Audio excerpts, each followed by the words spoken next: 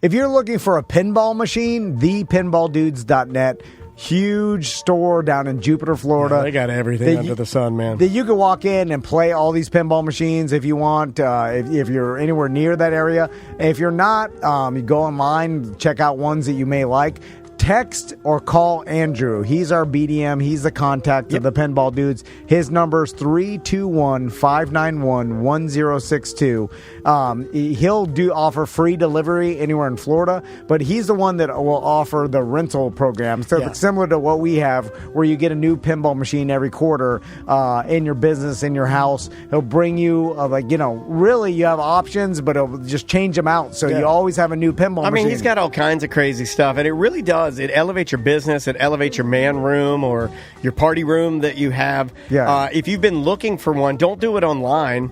Go to the store with the knowledge. Yeah. Like, Andrew's been doing this so long that he's not going to beat around the bush. He's going to jump right to, what do you want? I'll figure it out. I'll find it, and I'll get you exactly what you need. Well, if you have customers constantly going into your lobby, like having a new pinball machine in, because if you have, we have guests, recurring guests and recurring clients that come in here, when they see a new pinball machine, they're like, oh, they light up. They're immediately in a better mood. They're like, oh, this is cool. They play it. And like, oh, I remember the one you had last quarter. Like, we've had, now this is our fifth one. I'll say it. Better than a fish tank. Yeah. I'll say it. Yeah, it is better than a fish tank. Fish tank was good. Pinball machine better. The work in a goddamn fish tank. And it stunk. Yeah. And then it floods your office. Pinball machine doesn't smell like fish yet. That's true. So if you're looking to give the rental program, buying, selling, renting, any pinball machine questions, call Andrew. Like BDM Eric. He bought that Pokemon machine from Pinball Dudes. It's thepinballdudes.net. Welcome back to A Corporate Time. So this Saturday is the 19th annual hurricane party in Sanford. Yes. It's crazy. It's been 19 years because I feel like I kind of remember the first couple when there's there's a big punk and ska festival in Sanford. Yeah, it was, now there's less of a rumbling and more of a we know about it, we always get tickets. Yeah, it was a tradition. But at the time, it was like, we've never heard of this before, this thing is happening, have you heard about the hurricane party? Yeah, and so there's still tickets available. Yep. You can drink at westend.com. Perfect. For your tickets. But we have Charlie here from the Spit Valves. Yeah. The Attack. The Spit Valves are playing at the hurricane party, but you also may know Charlie. Of course, he's been on the show multiple times from the Attack. You might also know his world-famous steakhouses all across the nation. If you've ever been to a Charlie Steakhouse, this is the man. And Dom is here, one of the Sanford 2, also a punk rocker from the Supervillains. And I feel like today we're going to talk punk rock. We're going to talk being in a punk rock band, a ska band. History, nostalgia. Yeah, because we were talking with Charlie before you got here, Dom, about You guys are talking S about me? Oh, yeah. Charlie said you've gotten fat. I did. I got Charlie said fat. that. He led with that. I told all the guys in his band, listen, I already know when you guys get here, I am giant. I am huge. He led with that. Charlie comes in, he goes, where's Fat Dom? Serious. And he's not here yet. I talked to that's what he said, right? The Spit Valves guitar player. I was like, when you get here, and Tito too, the drummer. Tito and I, he's my what do you call that? Your handler, facilitator, confidant. He's dealer. He's my I can't think of the word right now. Father figure. Anyways, we like boyfriend. We like to au pair. Nemesis. That's the word. Thank you. We got there. Anyway, so Tito is my nemesis, and I've already told him I get it. I'm fat. You can't You're not fat. You're not fat. I don't think you're fat. I look like I ate my old self. I saw some. My wife showed me some pictures. Hey, look at this, and she was nicely trying to tell me, hey, you're getting Was she fat. Doing that? She was my wife legit does that. trying to be like, hey, you're getting obese. My wife says she'll say, you're a little sloppy. That's what she'll say. And that's it's hurtful. It's hurtful when they say it. So I get it. I'm fat. I understand that. I've got. Are you the fattest in your band now? Absolutely. I've definitely gained a lot of weight since. Why don't you get on a GPL1? We'll get you one. I just don't want to stop eating because I like food. Well, the drummer can sit down. True. That's what it is. True. I feel like I wasn't going to go there yet. As a drummer, I wasn't going to go there yet, but I'm just going to throw it out there. Yeah. We are allowed to be fat. Yeah. One of the greatest drummers that Prince ever had was like that guy. I don't even think that guy could walk. I think they just roll him into his kit. He was humongous, but wrist. It's all wrist. You can play drums in a wheelchair. You can play drums in a wheelchair. Many people do. In fact, some people are in wheelchairs and they're like, well, what do I do? People are like, you're perfect for drums. Yeah. All the time. So both you guys have been in bands that have been playing in their entire lives. Yeah, in Central Florida for how many years? Charlie, start with you. Spit Valves. Spit Valves started in 93. Okay. But even prior to that, Tito and me, Mikey, we were all jamming, years before that too. I think, not to get too crazy on the historic side right now, but Tito and I played our first show at the Fairbanks Inn, and I think I was seriously 12 years old. So 12 at the Fairbanks, no 12-year-old. My son, 100% inside the Fairbanks 100%. My God, Fairbanks Inn. I saw. Remember the band Hum? Yeah. I think she missed a train to Mars. She's out there counting stars. It's super heavy, man. I saw it was me and Hum. I watched that. I was the only person watching Hum in the Fairbanks Inn. I'm standing there just smoking a cigarette. My son just turned 12. I couldn't even send him to 7-Eleven. He'd die outside. He'd die outside. Where the Fairbanks Inn used to be. Yeah. Where it is? It was like Four Rivers now or something. It was Formosa. Is it Formosa? Was it Fairbanks Inn Formosa? I think you're right. Yeah. And now it's like a doctor's. It was built for speed. Or next to Built for Speed for a little while. It was next, yes, correct. And now it's like a doctor's. It's like a pink building. It's like a man, I miss the FBI. That was it was cool. Man. That was a fun venue. And Don, when did Supervillains start? 97. 97. So, it was the summer of 96. That's when we started doing music together. Me and Scar kind of started playing together, and then Supervillains were basically formed in 97. And we've had a million different members since then. But Scar and I have been the constant the whole time, and I've been playing shows as long. I've known Charlie as long as I've been playing shows, basically. So I've known Charlie and Tito and Mikey, all them guys, for years and years and years. They're definitely my oldest friends. Yeah.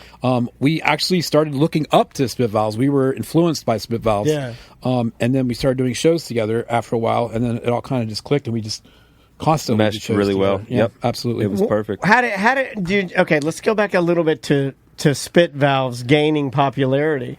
When, in your mind, did you know that Spit Valves, as far as I guess an Orlando ska punk band, like where you were like jumping on the bill with bigger ska bands, or cutting your, forming relationships with people from the Muddy Muddy Bostons and stuff like that? How does that happen? Does it happen organically? Are you getting phone calls? Are people reaching out to you guys? It was a lot of work. It was a lot of hard work. We were young, but we were driven. We were doing really well, just like DIY shows, high school stuff, playing at the high school. That went over really well. Were you actively, because this all leads into, because also I didn't know this, but AI told me. I hate it when AI tells me stuff I didn't know. You guys set a record for attendance at, was it Hard Rock? At Hard Rock, yeah. Together. Yes. Let's talk about that, because, and what year was that? Oh, I'm bad with years. 2012, 2002? 02, sounds right. Like 02. So it was us, you guys, and Unsung Zeros? And Unsung Zeros. It was the weekend of Surf and Skate Expo. I love the Surf and Skate Expo. Yeah. So it was just a perfect storm, and you guys set a record. We did. It was pretty amazing. It was kind of, we probably shouldn't have been allowed to. Yeah, but we did. Yeah, but good. So going back to it. So you guys are working. Do you have a memory of when maybe you thought, you're like, oh man, this is it. We've done something significant here, or a person that you talk to, or something that's like a milestone that kind of marks oh man, success. A big milestone for us was, I think it was 1995. No, 1994. The day before my first day of 11th grade, we opened for the Ballstones at the Edge. the night before my first day of 11th grade. So you're a junior. This is junior year. Yep. So you haven't even started your junior year, and you're opening for the Bosstones. Yep, that was major. I would agree. Like little Dan Yeah. Lee in DeLand, Florida, would have thought that was hella major. Like you guys did you guys did the Mideast with them as well. We did the Throwdown. Yep.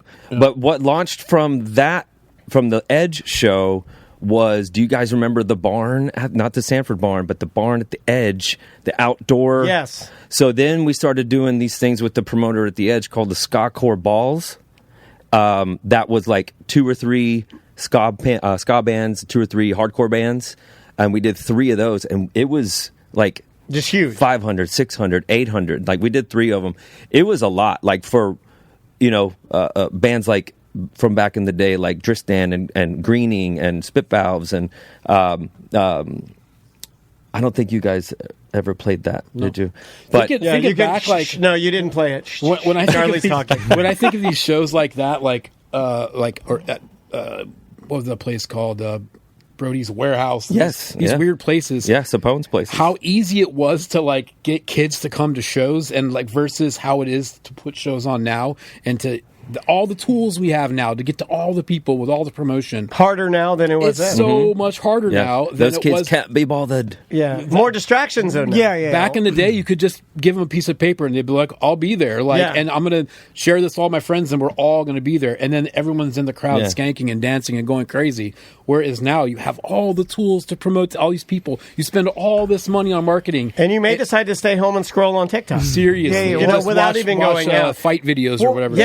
World star. Okay, got my dose of dopamine. Good night. Right. So, and we were kind of talking about this before, where I grew up listening to punk rock and ska in the 90s and a part of that scene, and my friends are in punk bands, and it was super special to me to go to like it was one of the first things I did with friends that was like I'd go to these punk rock shows, and I felt like I was in it was community. You were building community. I was a freshman in high school, sophomore. I was young, you know what I'm saying? It was like your first experience of like around like this is older punk guys, and like I was joking around the first time I smoked a cigarette was in Cheers in Miami. And then it was like all these, so then I feel like there's this awesome nostalgia and there's huge group of people that watched you guys in the 90s that they were a couple years younger than you, right? And they grew up listening to you, watching you, and now they get to see you again 20 years later after everybody's middle-aged now and has families and stuff, and like there's a value to that that's hard to describe to me because like I was telling you guys, even my friends that want to like do a reunion with some of the punk rock bands that they were in Miami, I was like, let me know when it's I will drive down there 100% because watching a band 20 years later from when you were a high school kid to now when you're older is crazy valuable. Like the fact that you guys are still doing it, the fact that you guys are still playing, seeing that it's awesome. I think that's why so many people are excited about the Hurricane Party, especially they grew up in Central Florida. Yeah, there's a buzz this year, man. I mean, we've talked about this. I'll be honest with you, the ticket sales this year are through the roof. Absolutely. They are very, very, awesome. very good. I would say that it has been the year, because you always do a good job booking bands, but this year has been the year that I've gotten more emails from people that are like, oh, Dan, remember this? I remember this. I remember that. And I'm like, yeah, I do. And well done. I think this is perfect storm, because we're getting between Spit Valves and Skiff Tank, I swear to God, like that's the majority of the people. It's like it's all local guys. I am so excited, dude, to hang out with everybody. The green room is going to be so much fun. Like hanging out with all of our old friends. The Toasters are as well. Buck has been a friend of ours. I know the same thing with Charlie for years and years and years. All the bands, Mustard Plug. Has that, and not to get corny, but I did want to ask this to you guys, because I don't think I feel this in all music. Is ska or punk ska something where it does feel like there is a natural camaraderie? I'm sure there's competition and pain in the ass. That's in all of entertainment. But there does seem like there's almost like, like with craft beer guys, it seems like different. They prop each other up. You're not wrong, dude. It totally is. Like this, for some reason with this genre, it is boosting people up. I know that the other genres that I'm involved with, it's a little different, right? It's like lobsters in a bucket when you're trying to drag the other one down so he can't escape. You know what I mean? Ska bands remind me of craft beer guys, where craft beer guys work well with other craft beer guys, even though they're competing. Normally, they're usually, I bet almost a 92% chance that if two craft beer guys are there, they're going to be more like-minded versus like want to fight each other. Versus like punk ska bands, I feel like I get the same thing. Your friends from Miami punk ska bands, you guys punk ska guys, I meet all of you and I instantly I'm like, oh, I like them. They're good. Well, love these guys. Specifically, ska has always been rooted in my mind in positivity and fun. Yeah, like, and it is a little corny, but it leans into corny, and you need that. Like that is like I don't know, man.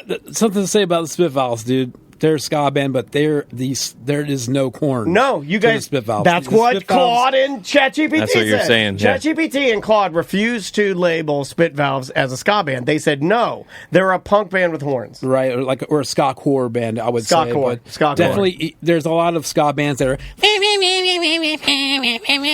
know what I mean? That's not what the Spit Valves have ever been, and that's why I always looked up to them because it's music. You've like this is dorky, but it's not even remotely dorky. Like they've got horns, but they're not even remotely like. Somehow that made sense. Exactly. You know what I mean? 100%. It made sense. Absolutely, that's the way. Whereas the supervillains were talking about St. Thomas and the. But there's continuous cheese. But there is a fun. There's a fun, right? Like ska is rooted in. It's seemingly rooted in fun. Yeah. Even having horns is like. It triggers my brain. Horns are back right fun. now. Horns are back right now. Like a blue collar is what I would almost call the Spit Valves. Like they're just a little more serious. They're a little more like working man ska. You know what I mean? They're just a little more rugged. They're a little more. I don't know, but factory ska. The Spit Valves definitely. Right, I can see that. I have no idea how Spit Valves were not the biggest ska band on the planet. To be honest. How many members at one time? I mean, just like Dom was saying with the villains, everyone you kind of find your way when you're first starting off. You're like, oh, we need, the entire band and the band. And so at at one given time, there might have been 4 or 5 just horn players. But then for the core and for a good long chunk of Spit Valves when we were, playing some good shows and had a good little run, there were 7 players, 7 members, Tito on drums, Mikey on guitar, Ricky on trumpet, Chris on sax, and at the time we did have a trombone player, but we went through a few of them. Sure. In bass players, we went through trombone even more. Trombone players notoriously unreliable. They're a little rusty. They get rusty. I'll say it. That's true. I'll say what no one else wants to say. Trombone players, big BOS. I'm joking. My son, when you're driving to his recital, he's like, I left my trombone at home. I was like, God damn. Checks out. And it's the only thing you need. Checks out. We're going to turn around. For a good while there, we had Ricardo from Spit Valves was in the Supervillains. Yep. Matter of fact, when we were at the top of where we were, Ricardo was actually playing horns. And for a little while, we had Tito playing bass. Tito was on bass. Uno Momento. Yeah, so there's you guys are all kind of helping out. Very much. Absolutely. So, and we have to talk about it because it's something that people always will wonder. So what happened? Here's a band that's hobnobbing, recording, rubbing elbows with some of the bigger ska bands all up and down the East Coast. Did you guys ever do a full North American? I know you went, didn't you go to Europe? We did Europe in 2001. With Murphy's Law, right? With Murphy's Law in the business, and that we all just gained 10 years of road experience on that one tour. Oh, I bet. 5 days into that tour was 9/11. Oh, wow. So we had 30 more days to go. And, even now, and at that time especially, being a young American band, there's, a decent amount of folks over there in Germany that don't really care for, that. So we just became a target. But we learned so much. We learned so much what not to do. I had my 21st birthday during that tour. Damn. We were cutting it. You grew up in these Spit Valves. Yes. smoking hash out of Red Bull cans. Like that's what anything we could do. That's what you got to do. Wait, I don't know if I can say that or not. No, you would totally say that. Yeah. We do that after every show. Little hash at a Red Bull can. What do you think I was doing in the car? Why do you think it was 2 minutes late? Hey, that must have been a crazy experience. You're in Europe touring in your punk ska band. 9/11 just happened. You're over there. Like, this is pre-social media. We're barely the beginning of internet. Beginning of internet. And then you guys are still analog, effectively. Tour.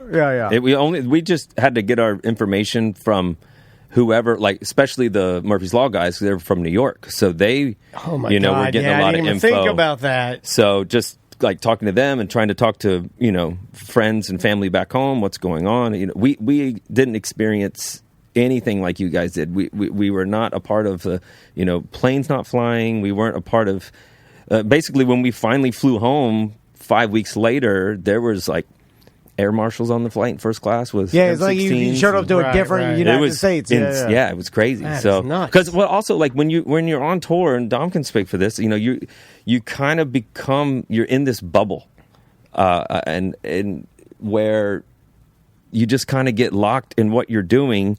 And it's kind of some of the outside world, it just kind of you're not as in it as you are if you're home.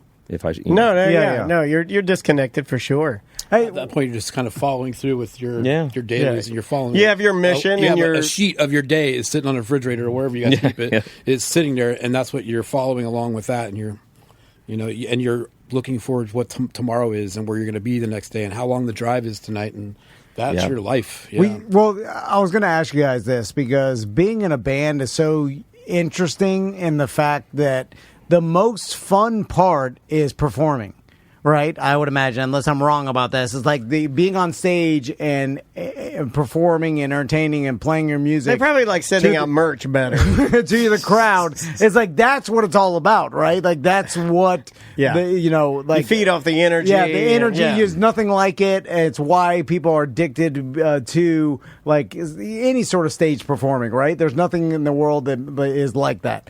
But it's only a small percentage of the time. The rest is grueling. Driving, traveling. It is so brutal. Truck stops. Hurry up and wait is what it is. Hurry up and wait. Yeah. Show up and you play your songs, and then you got to sit around, and then you got to sit around some more, and then when you're done sitting around, you got to sit around some more in the drive. It's so brutal. And truck stops they're wild. Truck stops are like supervillains. We live in truck stops. We don't pay for hotel rooms. We pull the bus in. We park. We take showers in the truck stop, and you'd be surprised. I think we've talked about this before. Truck stop showers are not so bad. I've been wanting to book one. I said this yesterday on the show. Go to a Pilot or a Love's or a Flying J. I'm a Love's guy. Go and check out the shower. It's like an elephant shower, bro. Oh yeah, well they're bigger guys. It's like. It's the best. Oh, powerful! Oh, nice. It's the best shower you've ever had.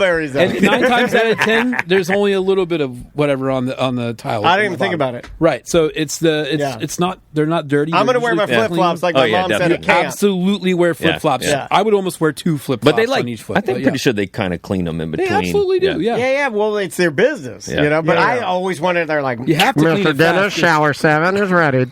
I want him to call my name while me and my daughter and my wife are eating a Buc-ee's brisket sandwich. I want him to call my name. I'm like, well, ladies, I'm going to go get cleaned up. You have to clean it fast because it leaves streaks if you don't get it cleaned. But has there ever been a point in your whole careers, either of you, where you're on stage performing and you're not happy about it, or the energy is not there, or because it seems like all this huge work and build up for this with somebody before you went on stage or something. I don't know. But ever since the lovely use of in-ear monitors, no. Okay, yeah. Now that you can control your own monitors with your cell phone, love it. But before that, I've definitely been up there and wanted to kill a sound guy or two. Because things are going wrong. Okay, it's the monitors are a fickle beast, especially when you're a singer. When you're a singer, monitors are very, very, very serious. Are you picky about your monitors, like these, these diva drummers? Very much You guys do IEMs? I do. You do? Yeah. Have you ever stopped the show and yelled at a sound guy? Dude, I was the worst. Where do you think Dom's a dick came from? I'm like, I will make fun of them the whole set. We had a show. I won't even say where because I felt bad afterwards. So bad. The sound guy was smoking a cigarette. He's like fixing things on stage, and I'm like dodging his ciggy, and I'm like making just. Legit the whole entire set making fun of this dude, and I did not stop. I would love that. For an hour and a half I made fun of this guy, and he just kept because he couldn't hear because he was an SE sound guy, you know what I mean. He doesn't even know what he's put through the monitor. He didn't even know what I was saying because it was There's a clip. And I think more bands should do this because it makes me laugh, but it is very mean. There is a clip online, you can find it, of a band making fun of the security that's like watching the pit, and then they make fun of one of the security guards because he's really big and fat, and he makes a sad face. And it'll get you. It'll get you in the feelings a little bit. You'll laugh, but you'll be like, oh, I feel bad for him. I have been in a band for a very, very, very long time, and I have never been beat up somehow. I don't know how. You're a big guy. I have talked you're so a big guy. much crap. How tall are you? 6'2"? 6'1". Yeah, I was going to say, you're a big guy. Yeah, but he big used guys to be, don't get picked on. I used to be skinny. Small. I used to be like a beanpole. Now I'm a concrete pole. You used to look like Caitlin Clark. Now you look different. Yes. This Saturday's Hurricane Party, it starts at noon, ends at 2 a.m. What time are Spit Valves going on? We haven't really released the times yet, but I believe Spit Valves go on at 7. All right. Supervillain's first set is at 2:45. Okay. And then our second set. Are you doing the acoustic deal? We're not doing an acoustic thing this year. You always year. do something different, though. This year, what we're doing, which I'm pretty proud of, and hopefully we follow through with it and make it all work. We're doing our own sets, and then at 11 o'clock, we're going to do a little family jam. Yes. And we're going to have a little bit of Skiff Dank, a little bit of, I'm not going to say who else, and then a little bit of the Spit Valves, and then Supervillains are going to close it out. So like awesome. a big conglomerate of band members doing a mega jam. So we just have our Supervillains set up, ready to go, and every band just hop on, play on Supervillains gear, and hop off. Next band comes up, plays, and goes. Oh, I like that. That's awesome. Yeah. Yes. That's awesome. And you don't know what combo you're going to get, special surprises, maybe some people you'll be surprised are even there, that sort of stuff. Yeah, absolutely. Gotcha. That's exactly what we're doing. All right, that's all we needed to know. So for you diehards that are in the chat room, and stick around and come to the late show. It will absolutely be worth it. All right. Surprises at the late show is all I needed to hear. And it'll be nice and air conditioned in there, and it'll be nice. I like air conditioning. Charlie, Dom, thanks so much for coming by. We love you guys. Appreciate it. Thanks for having us. Man, congrats on this. Is going to be a good one. This is going to be a really, really good one. Guys, if you haven't gotten your tickets, drink at westend.com. There you go. And it's this Saturday, starts at noon, and we will be right back. Welcome back to A Corporate Time. Joe is here from Fairville Megastore. How you doing, Joe? So good.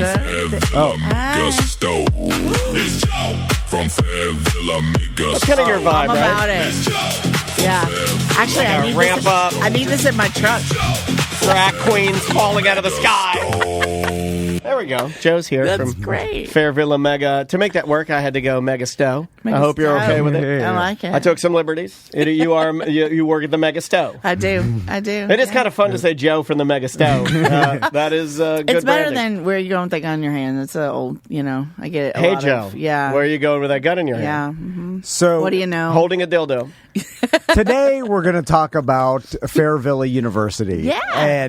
And so in Fairville University is all about education and teaching people about all types of categories of sex, intimacy, and what's interesting about, and I feel like the United States, especially here, is we do not.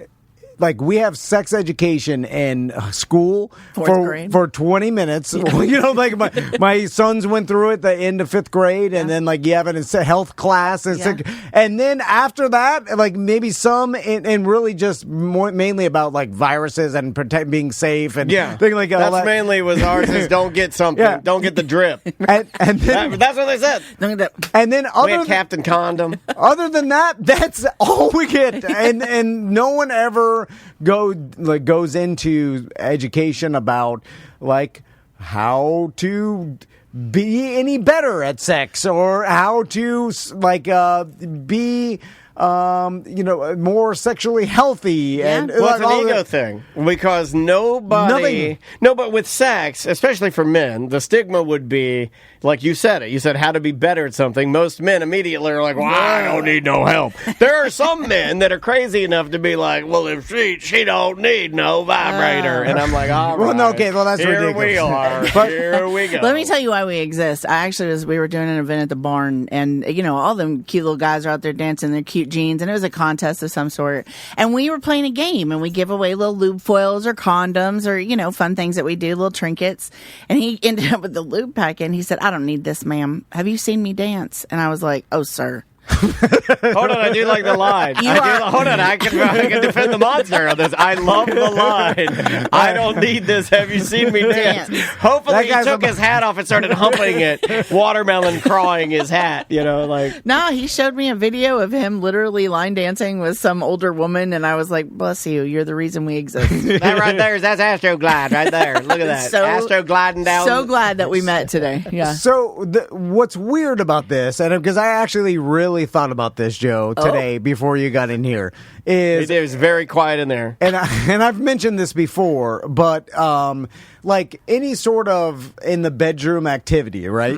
Through my, I've been with my wife since high school. You know what I'm saying? So it's been the same lady. That's disgusting. It's so I met her when she was a teen. God. Which is weird. You guys are baby friends. If you're baby friends, I'm younger. If you were friends as babies and then you become like where you're sticking it in, when you're doing it. Come on. Like that is, if you were friends as babies, that's weird. Yeah. There's something weird. Think about the Muppet Babies all having coitus. That's weird. So nobody was to think about that.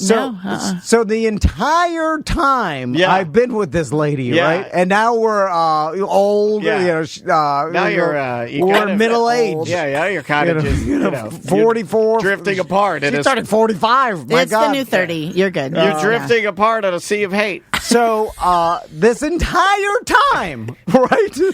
This long. I mean, how many years is that? Have you ever sat down with her and told her what 16? You like and got an order from her? Like, here, you write down what you like. I'll write down what I like. We'll slide them across the table.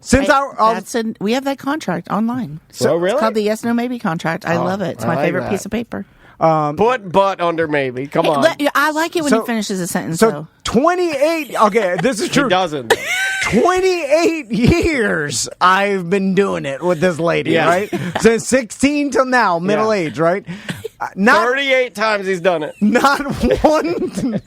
I have never tried actively to get better. Right? Because hold on, that's a big. You know what? I'm going to give you some applause because that's a big. That's a huge thing to reveal. I've never Congratulations! The first step is admitting you have a problem. No one has, because you think you're. And of course, I've gotten better just with practice. Yeah, Well, plus we talk once a month. You learn things. Yeah. So I never had a running. I never had a running coach. I just get out there and you do it. And you're always willing to play. We've learned that about you. Yeah. Crystal's got a blessing. I'm trying with himself before you got it. I'm trying, whatever. Sometimes I do a lot of the basics, but I just get better at the basics. What do you think the basics are best at? If you have to pick one basic, what are you best at? It's hard to say because I don't even really know what the basics are. Like if we were to do George Carlin with let's go. This is a big discussion. I don't even know what. If we're being very clinical, I would say the basics are missionary. Oh, okay. Oh, you're going that much, like position. Yeah, what were you thinking? What were you thinking? Well, you got like the top 5, right? Yeah. Are we talking positions? I feel like no. I just based on my baseline cardio these days, like I could go for a while. I mean, and zone your 2. VR, what's your VO max? VO max, zone 2 for 45 minutes. Yeah. I can zone 2. I don't even need to open my mouth breathing. I've done so much Peloton. Like I can only breathe through my nose. Peloton's the new basic. I've done so much Peloton that I can literally doggy style only my nose. Just breathe through my nose and exhale through my nose. Yeah, they call that the Bane. It's like I'm wearing one of those, like I'm wearing that hostage tape. I feel like yoga does that for me. I only make love to my wife when we're both wearing hostage tape, and then we both turn purple. But what's weird? That's on this paper, Joe. What's weird about this psychologically is that in every every other aspect of my life. Like, even if when it comes to once we can like technology and Google and stuff, like I've Googled things for the past 20 years. You're being brave right now, and you're saying something. You were right. Research plants. Like when I first got in the plants, I didn't like I'll figure it out all myself. Like I started researching it, right? But with that, I've never researched. I agree. No, I think nobody our research is video. I think our research back is for us as well was like DVD. Yeah, and pornography. But that's not real. That's not real. But I think that what we're talking about is this is a skill set most people don't think they can level up in. Like we were just born with, we're either good or we're not. We either got it or we don't. We're either doing the thing and she likes it or right. Yeah. And so I love that you're bringing this up. I really appreciate the vulnerability because the truth is that there are opportunities for all of us, no matter what stage, whether you've been with her 28 years or your baby friends, right? We can learn ways to complement each other better to be able to experience greater pleasure. Can I help you with the trick? Of course you can. With every other aspect of life, that is the truth, and that has to be the truth. But when this aspect, for whatever reason, we just never we just do. Well, your ego. It's your ego because think about this. You want to get better, but you don't want to ask her what you need to do to get better. At least I don't. Okay, this is so fun. I don't want to ask my partner. This is literally where Fairfield University was born. So it came out of COVID, right? Because we were trying to reach people in their homes when they couldn't leave their homes. And believe it or not, we had lines around the door. I mean, they were learning during COVID because they didn't have much else to do. So we started creating content, which began as fun to just a way to be able to share about our employees and the products that we loved. But it really turned into our team went out, they got certifications. They learned things, and amazingly, people started renting these videos within their own home so that they could watch a video on, let's just say a 101, a basic. Let's take a basic. Can we say oral on the? Yeah, you can say that. So oral 101. So you take a basic, you guys pop it on, you giggle. You're going to watch this on a Friday night, and in that creates conversation. Oh, do you like that? Oh, we haven't tried that. Oh, would that be fun? Ooh, that totally weirds me out. But it creates conversation in a very edutainment kind of way, so that you're growing together, and then you have homework. Yeah, I have also never talked to Crystal about this. That's what I'm saying, because if you don't never had a conversation. It kind of goes back to our friend Colette and not communicating. Which, by the way, that event was so good. Congratulations. Thank you. Glad it went really well. But if you're not talking, it's also a weird thing to talk about, right? Like if I said to my wife, I'll give you one. Man, this is maybe an overshare. Maybe I shouldn't say this. Okay, I'm going to say it. She doesn't there's certain sensitivity points. Yes. Right? On everybody. Everybody's got different areas that are more sensitive, less sensitive. Yeah. With my wife, I enjoy honking her sensitivity points. But she doesn't necessarily... Just straight up. Yeah, oh yeah. Yeah. But maybe she doesn't want them honked because maybe they're sensitive. To communicate that... Hold on, what are you honking? I'm confused. Her boobs. Okay, everybody honks. But what if you don't like being honked? I feel that could adjust the mood, right? I prefer a caress with my honk. Thank you. Right. So, see, Joe's telling you that's a big share. Thank you for doing a big share. She don't want to be honked. She wants a caress honk. I mean, I date honkers. It happens. I'm a honker. But you have to say, you know what? Honking is great. If you could just add a little caress to the honk before you walk away, I'd appreciate it. It's a little and then immature. Smack my butt and let's make it a thing. It's a little immature. You can be a little more intentional with your movements and less honky. But in that, can we though? Yeah. But in that 2-minute conversation, I'm full honky. In that 2-minute conversation, though, you guys really shared a lot. I'm a honker. I like this. This is fun for me. And she says, I like when you do something that's fun for me, but I would enjoy it if you'd soften up a little bit and then give me a little kind of pat on the butt so that I know go team. But can I give you this? And that took 90 seconds. It is 90 seconds, but that would be and has been the hardest 90 seconds I've ever communicated. It's weird. Right? It's a weird thing to talk about. But we can practice that. I mean, in 90 seconds, you and I just had a conversation that you can literally repeat and fill in the blank in any way. You're welcome. then it's sort of embarrassing, and then you laugh a little bit, and you're like, well, and then you get like a baby. You're like, I like honking. You know what I mean? But at least you're talking about it. And she says, I like it when you like honking, but, tap my butt. Ease up on the honk. Find the compromise. Yeah. But the cool thing about this is it started as that edutainment, and then now we actually teach in every college in Central Florida. A lot of people don't know that. Oh, wow. We are, for the third, this is almost my fourth year now. Thank you. We've been nominated every single year from our Academy Awards in LA as a fundamental educational service program, internationally award nominated. So it's very exciting. Awesome. Yeah. But it's because people want to learn stuff. Yeah, no, I know. And of course, and it was weird too, is even I'm saying this, I'm thinking in my head, well, what could I possibly do better? Oh. That's being honest. Yeah. People are coming for you, but he's just being honest. And I'm just like, I'm doing the thing. Yeah. I'm like, Well, there's details, right? Devil's in the details. Maybe don't do the old Sam Kinison ABCs one more time. But there's just always a new perspective. There's always a new lens. So the second Wednesday of every month, as a member benefit, we do a class out at Secrets. And we're constantly looking at what new things can we share with these people who seemingly know everything and do everything. Right?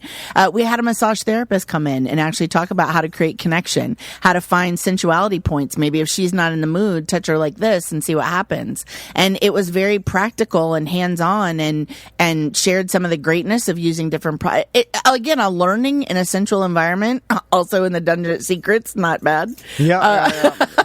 But point is, though, 12 times a year, we're coming up with something brand new to talk to people who think that they know the stuff. Sure. Because there's always new stuff out there. And there's always people wanting to learn new stuff, which I think is and really you can always get better. Yeah, and that's true. I mean, we can always level up. Yeah, you could. Yeah. And it goes unless you're the Olympian of booty. Where do you feel like you're? I said, what was your? What do you think you're best at? Where do you think you're dragging ass at? Well, you know what? What are you not doing good at? My wife tells me I don't offer her the emotional part of what she needs. And then I was like, well, I can't do... You got the cardio smash. You want a PR? Let's PR! Personal record! Yeah. Break the record! Hey, that's all. I'm just like, tell me showing off. How many times can you pump it? I 89 pumps. And are you counting while you're doing that? Yeah, are you like, rep? How, like, if they have just stamina... Do you enter it in your Fitbit? Yeah. It's just, she wants the emotional connection that I can't offer. You can't be constantly checking your Whoop band. I saw a TikTok the other day of this girl who said she said, I have a date at 7:00 tonight. Let's see how many times he texts me before the date. And that is a real thing. Guys don't realize that setup for you want a successful evening, start talking to her at 7 a.m. 7 a.m. Oh my God! My point is, I need a cup of coffee. I need some coffee black for this bitch. Jeez. Yeah, what the hell? Oh, sorry. That's our true selves coming out, spilling over the top. I love the authenticity. But good mornings are a nice place to start. All right. Because you get in her space, you get in her head, you become one of the first things that she's thinking about before she even puts her day on. You have no idea how much weight that carries when you go in for the kiss 12 hours later. I've sort of been doing what I'm told with the getting better thing and like initiating it earlier, sort of like what you're saying. This also falls into more like Joe and Colette are interwoven here, because all of this stuff is for your health. And for the better, it is, and it's for the betterment of your communication, betterment of your relationship. I hate communication. It's hard, but like I stopped my wife. We're getting everything ready for the evening, and we just finished dinner and cleaning up, and I gave her a little elbow, and I like, hey, if you want to, little setup. I had a cute word for it too. I said, oh God, what? Oh, I said this. I thought this was pretty cute. I said, like, hey, if you want to fool around later. I thought that was pretty cute. I think it's also the eyes. No. It's my the wife eyes. hates that. If you want to fool around. My wife hates when I put pressure on her, she wants legitimately me to love her. That's what I want. Without that the string attached first, and then that gets her going way later. It's past our bedtime. It's like a frustration bump there where he realized something and he goes, ah! Yeah. It's like I'm the whale. I want to change my life, and it's like it's gonna take a while. I'm like, God, give up. I mean, 28 years is a long time to do something one way, but the fun part is 28 years you've been with your wife? he was mathing. Did you not see the mathing earlier? 28 years? It was impressive. Oh my God, you guys didn't get a divorce. Stop. No. Here's what's really cool. We are literally never too old to learn new tricks, and I hate to be clichéist about it, but clichés are clichés because they're true. And honest to goodness, we can reinvent ourselves at any given stage of life. I was at our East Palatka store a couple weeks ago, and I could not get the manager's attention because she had people in the store. Love that. But it was fun to watch because it was this older couple. And afterwards, I asked her questions, and they were 85 and 78 and had just gotten married that morning. They came in the store, their first stop after their wedding, because they wanted to have fun that night and not hurt themselves. Wow. And we were the place that they stopped so that they could learn something. I mean, imagine. I want butt. Well, and maybe at 7 8, it's time to try. You know what I mean? Like, but no, you'll maybe never, the elasticity. You may never come back from that. That's what products are for. Yeah, that's what good products are for. So Joe, let's talk about what people are Googling about sex in 2026, because I know you got a list. Yeah. And what's interesting about this is, right off the bat, I was like, I could probably guess. But things are changing, and like it's different now than I imagine it was 25 years ago. Yeah. There's more information out there.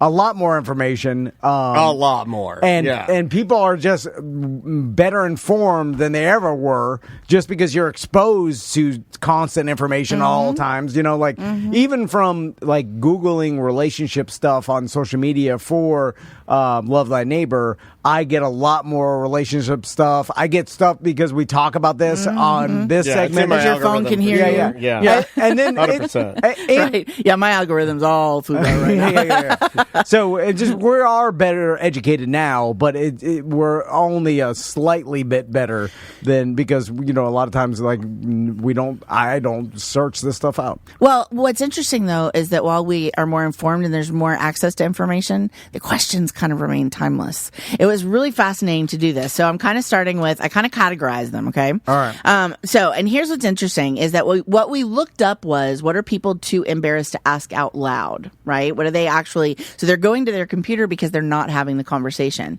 and the types of information they're looking for. And I looked beyond our own scope because we have a really playful scope, and I really wanted to kind of see, because this came up because we're expanding Fairville University right now. We're taking it to an nth degree. The website looks wonderful. Oh, dude, super easy to check out. Order what you want. The back end that we're building right now, and the new content that's coming out. Cool. I actually had a great conversation with a psychologist the other day that we're looking to engage with about men's health, specifically men's sexual health. So interesting conversation. He came all the way from Jacksonville to see us. Awesome. But okay, so things that they were looking for. Number one, big curiosities, like philosophical things. Am I normal? And then breaking that into because of this, because of that, because of that. Who was asking this? I have to look at you to see if you're normal. I can tell immediately too. I can look at you. I like. Well, but some people want to. Is it normal to like da da da? Is it normal to look like da da da? I'm taking this course right now about the magics of Cleopatra. Like literally, women have been using sensuality in their world for, timelessly. And we were introduced to this entire database of nether parts. It's an entire database where people have taken a close-up photo of their nether parts, and it's like a gallery, and it's designed to ensure you that you are not like, everyone comes in all different sizes, shapes, places, people, right? And we're celebrating that rather than putting shame to it. Sure, right? Yeah. So it was really fascinating because I was like, oh, this is. But what a thing for a moment for someone to share that and be proud of wherever they're at. I'm in that database, by the way, right? And but you probably saw me. So the top three things that they were asking is, am I normal when it comes to libido differences? So not doing it for a long time, wanting to do it for a long time. Oh, that's the number one. Number one. That's gotta be, right? Literally number one. Yeah, it's gotta be. And number two was, is it normal to schedule sex? Which I thought was really interesting. Those two are connected. That was the second thing you Google. That's the second thing you Google after, man, I want it all the time, and she doesn't want it all the time. And then how do we make it work? Yeah, how do we make it work? Were you in my office when I was doing this? No, exactly, it just right? That makes sense. So, and then it really went into, is normal even a thing anymore? Like literally, what is our current baseline, which you brought up, which is really fascinating. What was normal for the pilgrims is probably not normal in 2026, probably right? Stunk. Oh my goodness. God, pilgrim sex is As gross. long as I'm like 52.5% of all other men in the world, then that's fine with me. Like, once under that, just like gambling, that's when I don't have the edge anymore. So you got a majority. We're going with the majority. Yeah, I can kind of understand. 52.5. So the first one was in my normal, but the second one, which I thought was super cool, was actually using tech. So tech and intimacy was a really big category. Number one, app connected toys, which we sell through like crazy. It is Are those the big ones? Like people do like the tech. Love the tech.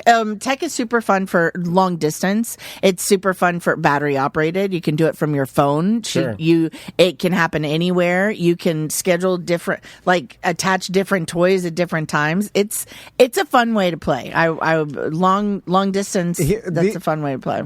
Or even across distance in a bar. Here's a problem with tech for me is that like an old gas powered, an old gas powered margarita blender. So I imagine I convinced Crystal somehow. This is an alternative universe that hey, we get this. Let's call it a digital dolphin. yeah, digital dolphin. I'm like, hey, let's get this digital dolphin, and then you wear it, and then And when you're at Olive Garden, I'll spice up your salad when he's giving you cheese. When he's giving you the cheese and says, "Keep going," I'll give it an extra. And then throughout the day, I get on my app and I'm like, hitting it, and then it reminds you. You're checking your emails. I give you a blast. I'll give you a dolphin blast, and then I'm like, you're out. Yeah, you're at CC's Pizza picking up the order for the soccer team. I'll give you a blast. You drop with the your pizza. mom. Yeah, and then or you're showing houses to clients or BDMs. Oh no, don't do that. I've seen those videos. Yeah. Then I give you a couple blasts just to show you that I'm remembering. Now here's the problem. So because that's your love language is blasting. So one day I'm going to be at the house and I'm like, I'm going to give her a little dolphin blast and I'm going to hit the blast and I'm going to hear it. She forgot to bring it. Took her dolphin. She got tired of leaving your Apple Watch. How do I work out now? I can't work out. I can't count calories. So that's where communication comes in, right? Maybe Tuesdays are dolphin days. What is there something in the? Somebody in the chat room said that you and I just acted out a Drew Carey episode. There's like a Drew Carey show dolphin episode. noises were there. It all goes back to Drew Carey. It always goes back to Drew Carey, America's greatest pervert. And there's our baseline. There's our baseline. I think he was a playboy. He had the best career because he got to dip his toe in the mansion and go crazy. And then now that everybody doesn't do that, he's like, okay, I won't do it anymore. I'm good.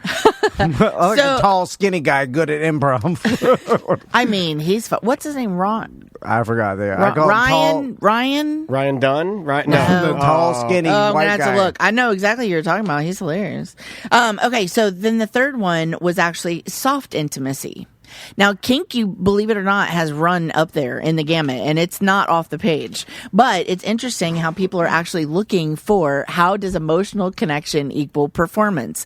I believe that it's men really trying to understand why do women need more? Why do I have to text her and say good morning? What is it that exactly what you were talking about? Yes. But the fun part is that they're Googling it. They're not talking about it, but they're Googling it, which is exactly where Fairville University can show up. Yeah, you do want. I mean, you're not going to get as good of an answer you're just going to get a better answer from a human because these are human qualities. These are things that we deal with. And we specialize in these. Let me just describe the majority of relationships out there that I imagine are happening. It's just like you're married for a long time, right? And then things start slowing down. You get busy, and then it's just not as fun as it used to be. The same old story that we always hear, right?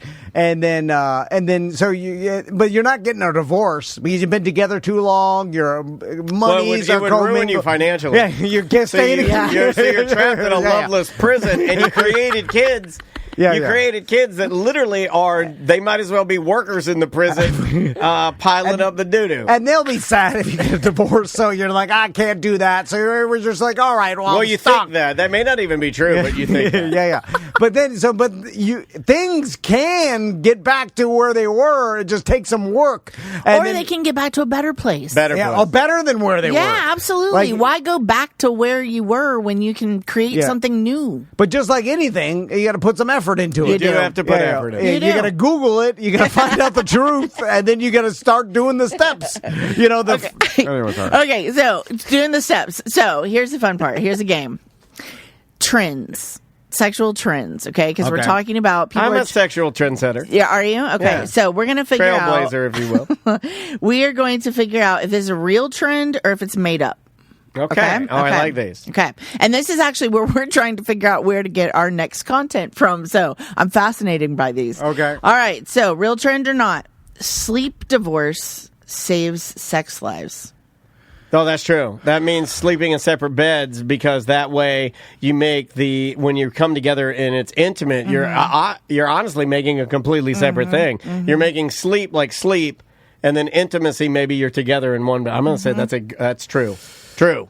All right. So based on my life, anytime like I sleep away from Crystal, she gets lonely, and then it pushes us further away. Okay. You know, like because then the connection, you know, so your feet aren't touching. Although we switched to the Swedish sleep method, which is two separate comforters. I've been telling you this for 20 years. I've been telling you two separate comforters. Did it change things? Well, for me, Joe, I don't. I can sleep with a potato sack or whatever. He really can. He can sleep naked with like literally under a heat lamp at McDonald's, and no one. I have noticed no difference. But Crystal, she really loves the two separate comforters, and she feels like it would make her mad. It would she'd be angry every night when I moved the comforter. If it was just one comforter, she'd get mad at me. Yeah, you're a comforter hog, aren't you? And then, I think so mad, she's like, I'm going to put a pillow over him. Kill him in his sleep. He stole all the comforters. That's rational. My husband stole all the comforters, so I'm going to kill him in his sleep. It sounds like you guys got big problems. And so that did not help our sex life. Years does. Yeah. So the separate comforters does help sex, but it does. But better sleeping conditions, I feel like, does help. So yes, interestingly, someone that I was in a relationship with years ago, and I didn't really even think about it. We had separate wings, and it was annoyingly because I didn't like the way that he kept his room. Like literally, you have your wing over there, and I'll have mine. But we had like date night, and we connect in the middle, and it really did it was very different, and something that perhaps now being an independent single woman for a very long time, you could sleep in the guest room. That was fun. See you in the morning. Yeah. Right? Yeah, you don't have to actually sleep in the same bed. But you also just talked about the fact that these are fun trends that people are looking into. It doesn't mean that everything is for you. Right. It doesn't mean that all of these are parts of your relationship. There are also times when I would try to leave my bed right now. Try. You know what I mean? Like there's just because I'm going to hold on for all dear sake, or because I need that as aftercare. That could really be, So thinking through some of these things, but that was fun. But testing the general, I guess, idea that we're talking about is like test things out, try different things, see if it works. And sleep separate for one night and see how you feel. Yeah. Was it fun? Was it sexy to see her in the morning? Did it create something, or did it piss her off? And did she need your feet? That's a very real connective thing. Yeah. There you go. All right, next one. AI dirty talk playlist. Real trend or made up? I think that's made up. Yeah, I think it's made up too. Because anytime AI tries to do any type of dirty talk, what it is missing is I don't do a lot of this, but here's my theory. If I were dirty talking my wife, I'm looking at her, and the words coming out, I'm doing micro calculations of how we're interacting. Mm-hmm. So I don't think it's possible to truly dirty talk with AI to human, because it's automatically different languages. They're not human, so it's they're like not going to... a one-dimension thing, and you need that second dimension to make dirty talk work. Anytime AI goes, and I've asked, like Grok typically does, there's a dirty talk actually function you can use, and an unhinged function you can use, and I've dabbled with them. I'll be like, why'd you name it Gronk? Yeah, it's terrible. It reminds me of Gronk. It's like Gronk is dirty talk. I say Gronk all the time, but it's Grok, and I've used it, and there's no nuance. It's so over the top. It's literally like they crammed 5,000 horsepower into like a VW Bug and just floored it, and it just because everything it says it's almost like just super gross, and there's no dirty talk. It's not even dirty; it's filthy. So the good news is that is fake. That playlist is fake. However, I will say that there is a trend. A lot of, especially women these days, are using AI as a relationship coach. And I would suggest, especially after spending great time with Colette, that nuance is also missed when you're not talking to a real human, right? So it's really interesting to get a new perspective and to kind of see what the interwebs are saying. Maybe get a neat idea of a cute way to say good morning. But I would strongly caution us to really using AI as that other bouncing board, because we have amazing people in the world with real emotions and real feelings like Colette that can at least resource you to someone if she's not the one. So. No, but a part of therapy is talking it out. Right? Yeah. And so, like, sometimes therapists don't even say anything or give you advice. They're just there to hear you, and then you talk it out and figure it out yourself. Yeah. Like, that's a big part of therapy. So, rather than being led by the thoughts and feelings of a one-dimensional character, And if you can do that close enough with AI to talk out things and make yourself better or figure things out yourself by talking it out and using that platform to just bounce ideas off of, even though it's not going to be exactly the same as another human, but it's better than nothing. Yeah. And so they're looking. That's what people are looking for, the information, going back to the fact that they're looking. Curiosity. And so I appreciate that we're using the tools that are there. You know what I'm saying? But AI Dirty Talk playlists, as we agreed, are fake. So a couple other ones that I think are real ones that we may not know. That scheduled intimacy trend is a real thing. Yeah. There are calendars now available, actually. If you are disconnecting in that way, there are shared calendars that you guys can have where you actually set like an elbow nudge, only it's digital, which I think is I really want a cute. very graphic one that's out for the whole family to see. You know, huge. I'm talking like a whole wall, like a big world map, and it's like Monday, BJ. Big marker, you know. And we do want to talk about the fact, just as he says, it's out there so that the world can see, is that the audio side of erotica is absolutely trending everywhere. Really? Absolutely. The voiceovers, the book talk, the audio books. I mean, we sell the smut, but many women actually, not just women, men are going crazy. It is a unilateral trend that literally is like 50-50. It's really fascinating. The big one that I saw that I don't understand, I'm not at all villainizing it, but I can't, because I didn't know it worked that way. Surprising to me is heterosexual women swept up in gay romance like the hockey one.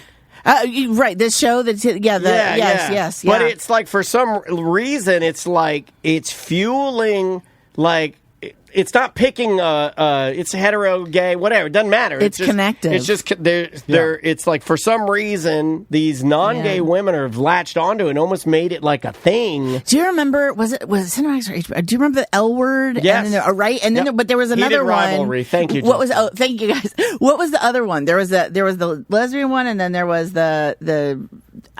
I know what 50 Shades? No, it was two shows, and they were like running at the same time. Some of the most beautiful men in the whole entire world. Queer as folk. Yeah, thank you. Okay. But it was spectacular to watch because people were communicating on a brand new level. They were talking about things that we weren't talking about, and that brings us into 2026. Yeah. And the fact that we need to reduce the shame in the conversation and let people explore who they are within their relationships as they're figuring out who they are as individuals. Did we reshame ourselves? Have some fun. Were we communicating more effectively, like, in the latter teen 2000s, or do you? No, we're better than we ever have been. I think we are better, just like everything. We're better than we ever. Level up. But we're finding out how bad we were.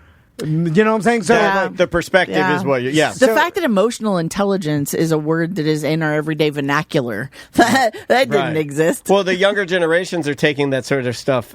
We've talked about it on Love Thy Neighbor, and they're taking that stuff a lot more serious. I didn't even know what that was, nor would I've ever considered that as a quality in a partner, right? But they're doing it now. It's Gen X 8 mode. But like Colette said, it's like real human connection is on the decline because of technology. Right. So that's like we're getting a lot of benefits, and there's some negative. You know, to all things, it's a balance. Yeah. All things. Can I ask you one more Fairfield University question? Please. Just because I put the website up for people to see, Thanks. and I'm on here now. What would be the one? What would you say for people curious that want to sign up and download one of these classes, which one would they start with? What do you think? I love that. So the two, I could tell you that our top 3. How about that? Okay. Our top 3 sellers literally are Oral 101, which I just think is amazing. Again, we think that we know, but it's a wonderful opportunity to refresh, learn something new. I was actually going through the curriculum on the way here and remembering, that's a fascinating thing that we talk about, right?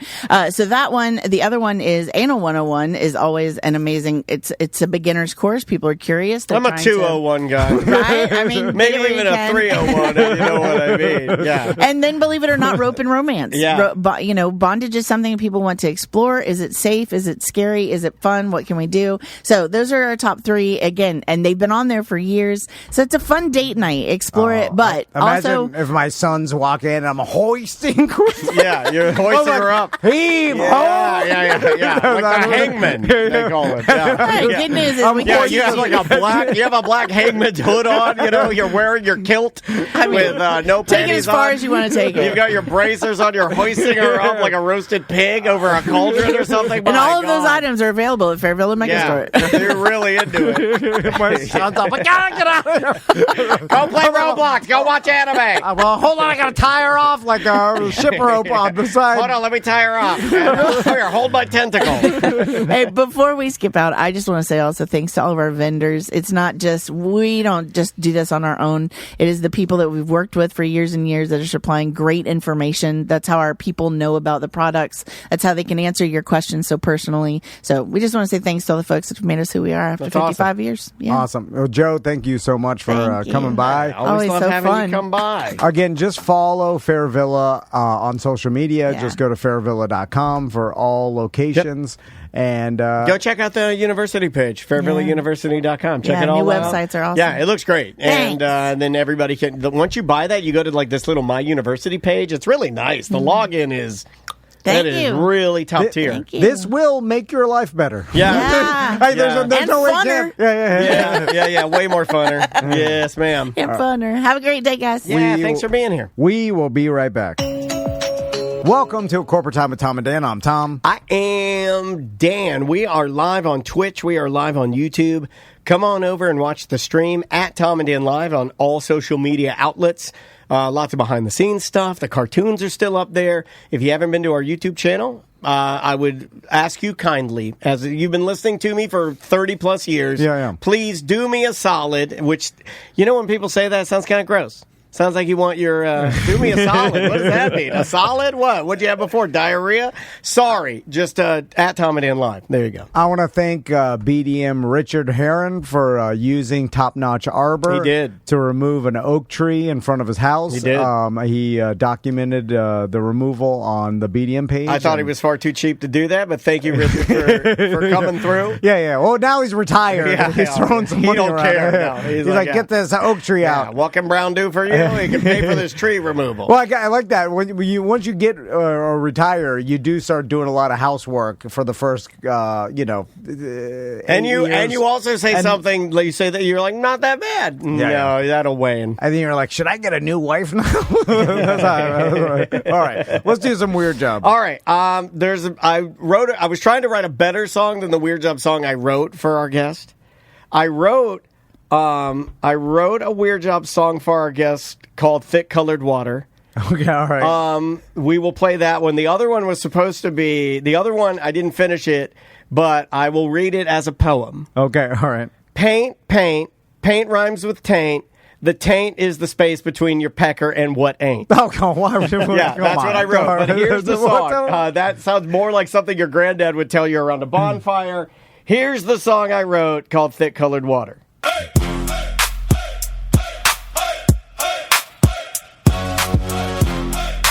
Is he yelling paint? Paint. Paint your thick color water. There you go.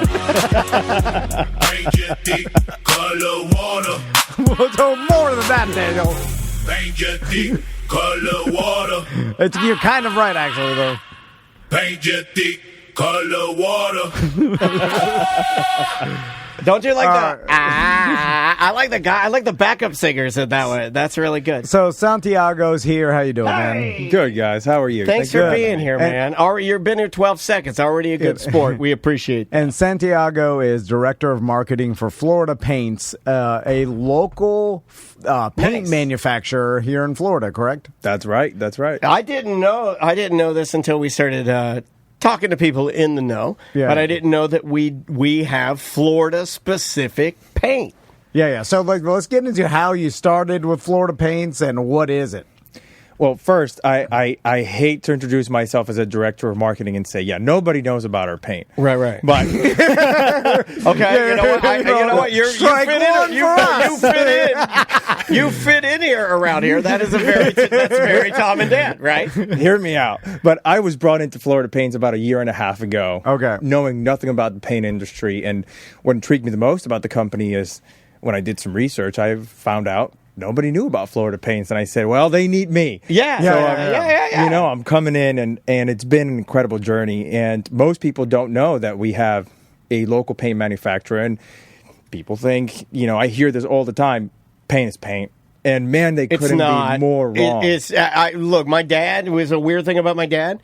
One of the only things around the house that he would not hire any professional to do was painting because he enjoyed it. He loved it. I always curse. He loved it. Loved it so much that he would not cheap out on paint. He would buy very expensive paint. He would he would do it himself, and he very much enjoyed paint. So I was a young boy growing up, but you are correct. I did not know that we had Florida Paint. Had I known that, I think my father would have bought Florida Paint. Very loyal, I like the loyalty to we're Floridians. Let's use Florida Paint. So let's start with just the basic manufacturing of paint. I feel like most people, including myself, don't even understand where paint even starts and how, where the basic chemicals of paint. I know I liked it back in the day when they used to put lead in there for some reason. Yeah, get that thick boy in there. They're like, oh, watch out, that old house has lead paint. And you're like, what the hell they put lead? But then they'd say something crazy. They'd be like, don't eat it. And I'd be like, well, I wasn't thinking of it. I mean, why? Well, now I want to. Yeah, exactly. We know that when you say that, it probably alters how I feel. So where does it start with manufacturing paint? So paint is a collection of chemicals, right? And the good thing is we've come a long way from when paint used to be the devil. And so paint now, we make water-based paint, and it has the same performance properties that a lot of the oil-based paint. Sure. So we're making a more sustainable product, and it all starts with the same raw materials. So when we talk about Florida-specific paint and manufacturing for Florida weather, every competitor out there, from the biggest national guys to the small mom and pop shop, we're all buying ingredients, right, raw materials from the same people because these are very large corporations that are selling this product. Sure, yeah. It's much like any other business that you get into where you're sourcing the chemicals from maybe like 3 manufacturers that are that control whatever chemical we need. Correct. The difference comes in when we are creating the formulations because we formulate specifically for Florida weather or for southern climates. Sure. And paint, I'm going to dumb it down because I am not a paint guy. It's solvent, pigment, binder, and additives. Right? Okay. Tom calls me pigment to believe me. He calls me that. Yeah. I call you little pigment. Yeah. So it's all He's like, get out of here, little pigment. And then he slaps my bottom. And what about primer and like the paint with primer built in? Because that's I'm always like, oh, this is a good one. It's got the primer inside of it. It's somehow magic. It's magic. It's paint and primer in one. There's a genie in there that primes it. That's way better. Even though I wasn't even going to prime anyway. That's why you get that. It's like Per Plus. Primed. It's like shampoo and conditioner. Does nothing. So what is that? It's called marketing. Okay. And you love marketing. I'm part of the problem. I'm part of the problem. Because the reality is, right, once it's out there and people have this perception that this product exists, when you don't have it, then you can't compete. And so everybody that's in the space is playing with paint and primer. What it really is a really high-grade paint that is specifically manufactured or formulated to be a high-hiding coating. And that makes it so that you don't need a primer. But really, paint and primer It's a packaging and labeling marketing. Yeah, primer is gimmick. paint is primer kind of a Correct. thing. So Yeah. primer is basically a not as high quality finish kind of paint that allows for you to, for lack of a better word, cure a surface. Gotcha. So that you can apply the next coat and it adheres better to that surface. Yeah. So that your end coat is exactly what you want it to be. Because, for example, if you were going to go paint over a semi-gloss or a glossy finish Correct. and you go with a regular paint, it's just not going to stick, number one. So then you're going to have peeling in the future. And number two, depending on the color, you're not going to be able to get enough paint to cover that. And you're going to need 4, 5, 6 coats to be able to get the adhesion you're looking for. Okay. So let's talk about like the basics of like the manufacturing of like how many gallons of paint does Florida Paint manufacture? Like, is it? I mean, I wouldn't even know if someone's like, guess how much a year, how many gallons. I'm guessing it's a lot, in the thousands, but I have no idea. So. Yeah, no. So we have this perception, right, because nobody knows about Florida Paints. We're actually a fairly large organization. We've been top 50 growing companies in Orlando and Florida for 5-6 years in a row. So we manufacture over 2 million gallon paint, millions of gallons of paint. That's a lot of paint. Every year. And we have a 90,000 square foot facility right downtown Winter Garden. Oh, wow. All right. Is it made in giant vats? Correct. Okay. Correct. And 1,000 gallons. he wants the vats that like the Joker can fall into. yeah. Like wide open. huge. Like, this town needs an enema. Let me describe it in number of people. You could probably fit 50 people, if not more, in a tank. Actually, probably more. Okay. So, yeah, it's huge tanks. Is it like a big stainless steel looking job? Yeah. And all the paint that you manufacture comes out as white, and then the color gets added later, right? Yes and no. Okay. So just like God. Not joking. I think when he sprays you, your hands and feet are not touching. Oh, no. Why did they do that? Why did they do that? The little one said something, the big one went crazy. Why did they do that? That's our formula here. You have a formula, right? I see it. I see it. Our formula is little to big crazy. So it's not all white. No, it's not all white. It comes in different bases so that you can achieve different colors. So you have it in white based, tint based, deep base, and accent base. And each of those bases is going to help you get to a different color. So we do tint right at the store, right? Gotcha. And so we've got 28 stores where we go ahead and just whatever color you come in and tell us you want, we tint it, and we use those different bases to get us there. I get excited about paint, too, because paint is one of those things, much like flooring.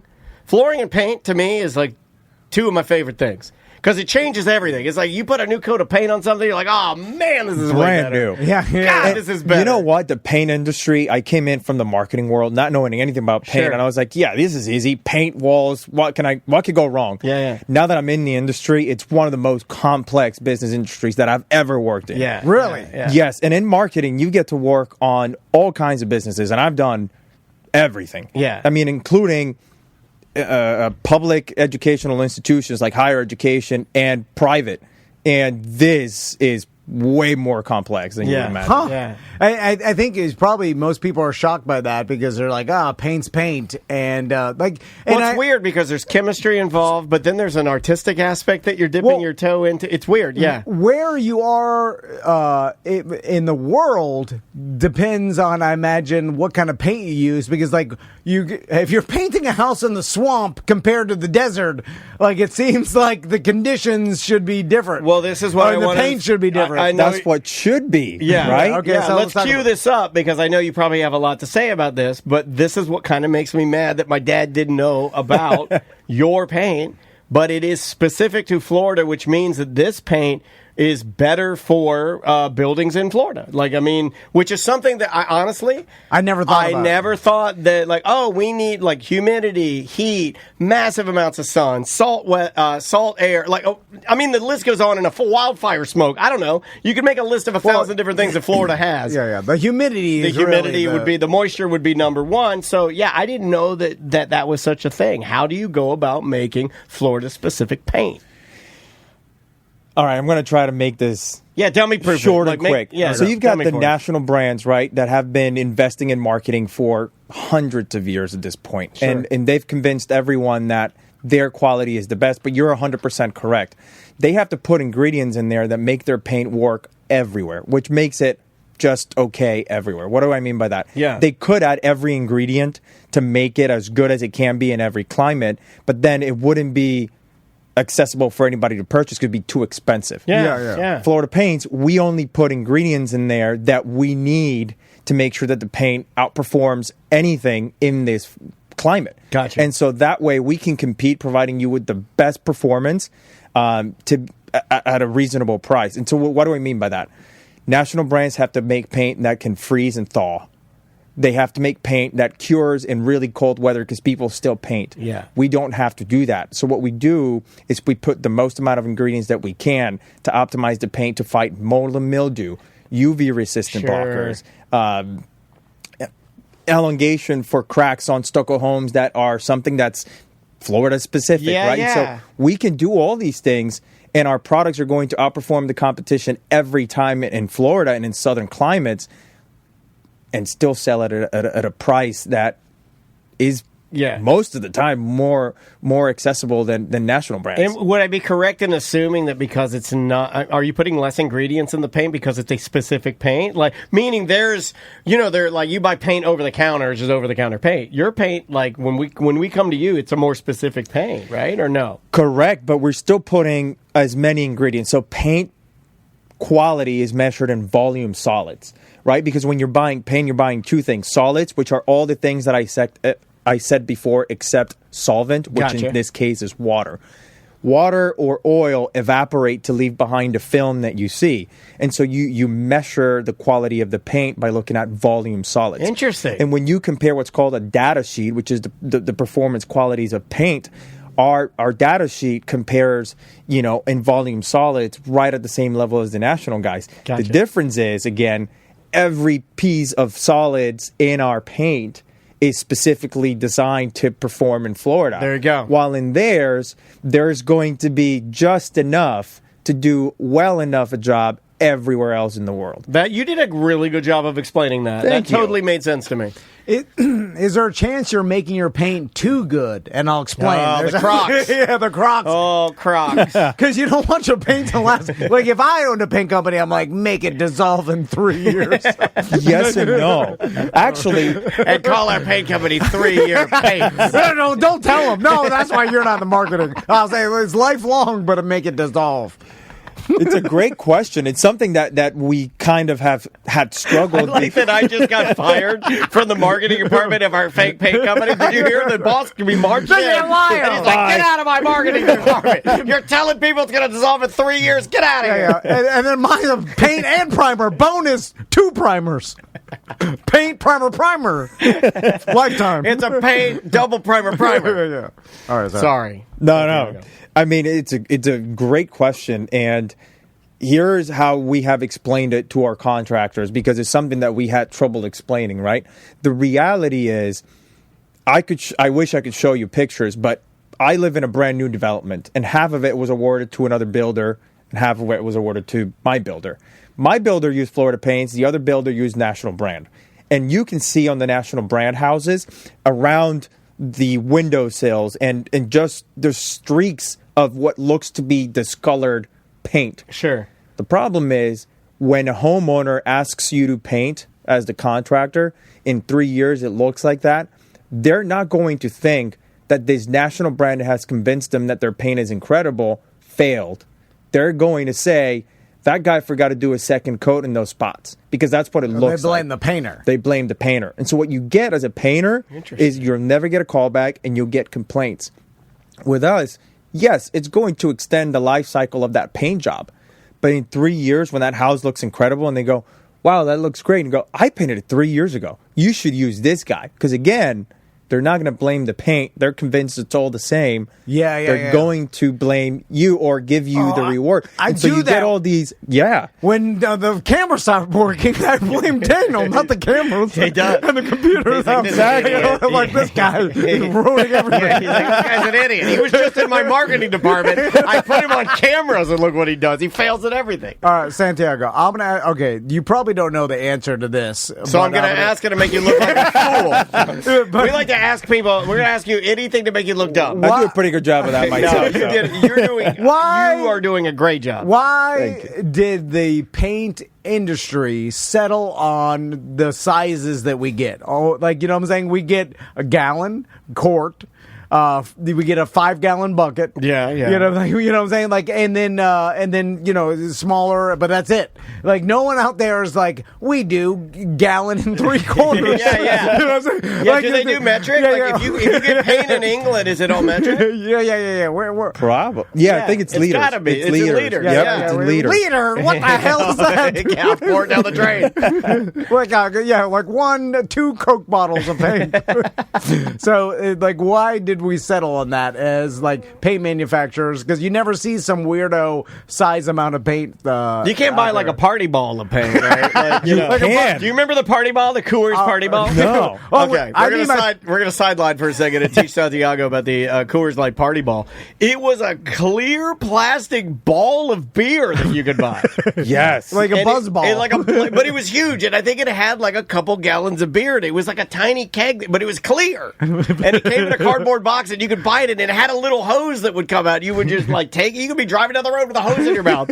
Anyway, we should have that. Party ball. Let's bring it back. Coors Light. Let's do party ball of paint. What's the biggest amount of paint that I can, or like container of paint I can order from you guys? It's called a tote, and it's an industrial size tote. I mean, I can't even explain it. It's an industrial size square, plastic square that has let's buy a paint tote inside of it. It comes in a pallet. It's just how much for one tote? I have no idea. Let's buy one and drop it on Jim Colbert's mansion. That's for gigantic jobs like a new community, right? Like you get a tote. Not even for that, because new communities are painting, sections at a time. Unit by unit, okay. And then I think the reason that they chose to standardize, and I don't know the answer, but I'm going to just give it a shot here. Yeah, right? do it. The reason they standardized is you have to move paint.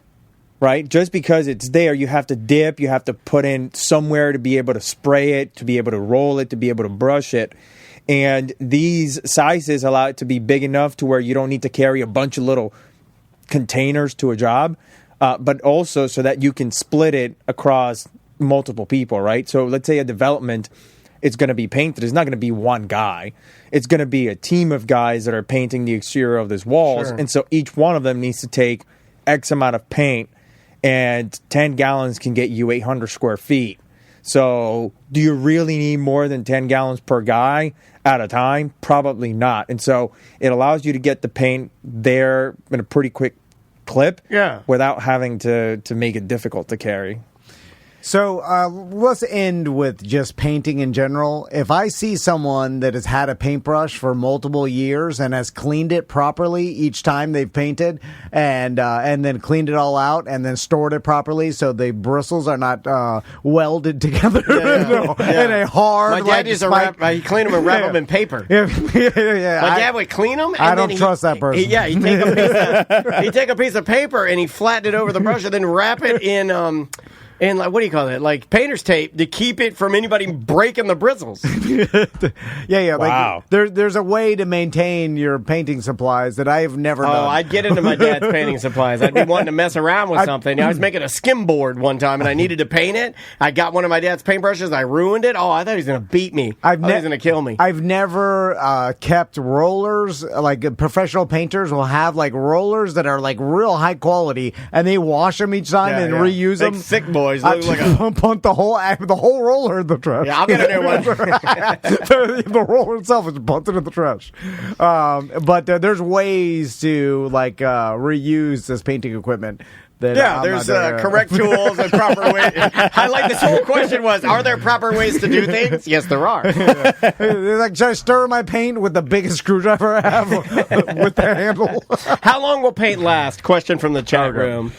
Ooh, it will go bad, right? Like, it'll dry up, obviously. Well, it won't really dry up, but it'll start separating. Yeah. I'm not the expert on how long paint lasts, but it lasts a couple of years, if not a few years, and depending on climate control and all that good stuff. Sure. Yeah, even if the water goes to the top, I pour the water out, and I'm like, oh, more pure paint. I'm like, oh, this is even better. It's got a bit more primer in it. And you do that move where you have that can of paint for the baseboards that you keep in your garage for forever. And then right around the time you clean the dust and the dog hair off your baseboards, you finally clean them, and you're like, these look terrible. And then you're like, I'll get the paint. You go down to get it dried. Well, you left it cracked. Yeah, totally dried. Yeah. And then you go and you try to match it. You can't match it. What's the biggest misconception that you deal with paint in general? Is it just the fact that these national brands are like anywhere close to the quality that you offer?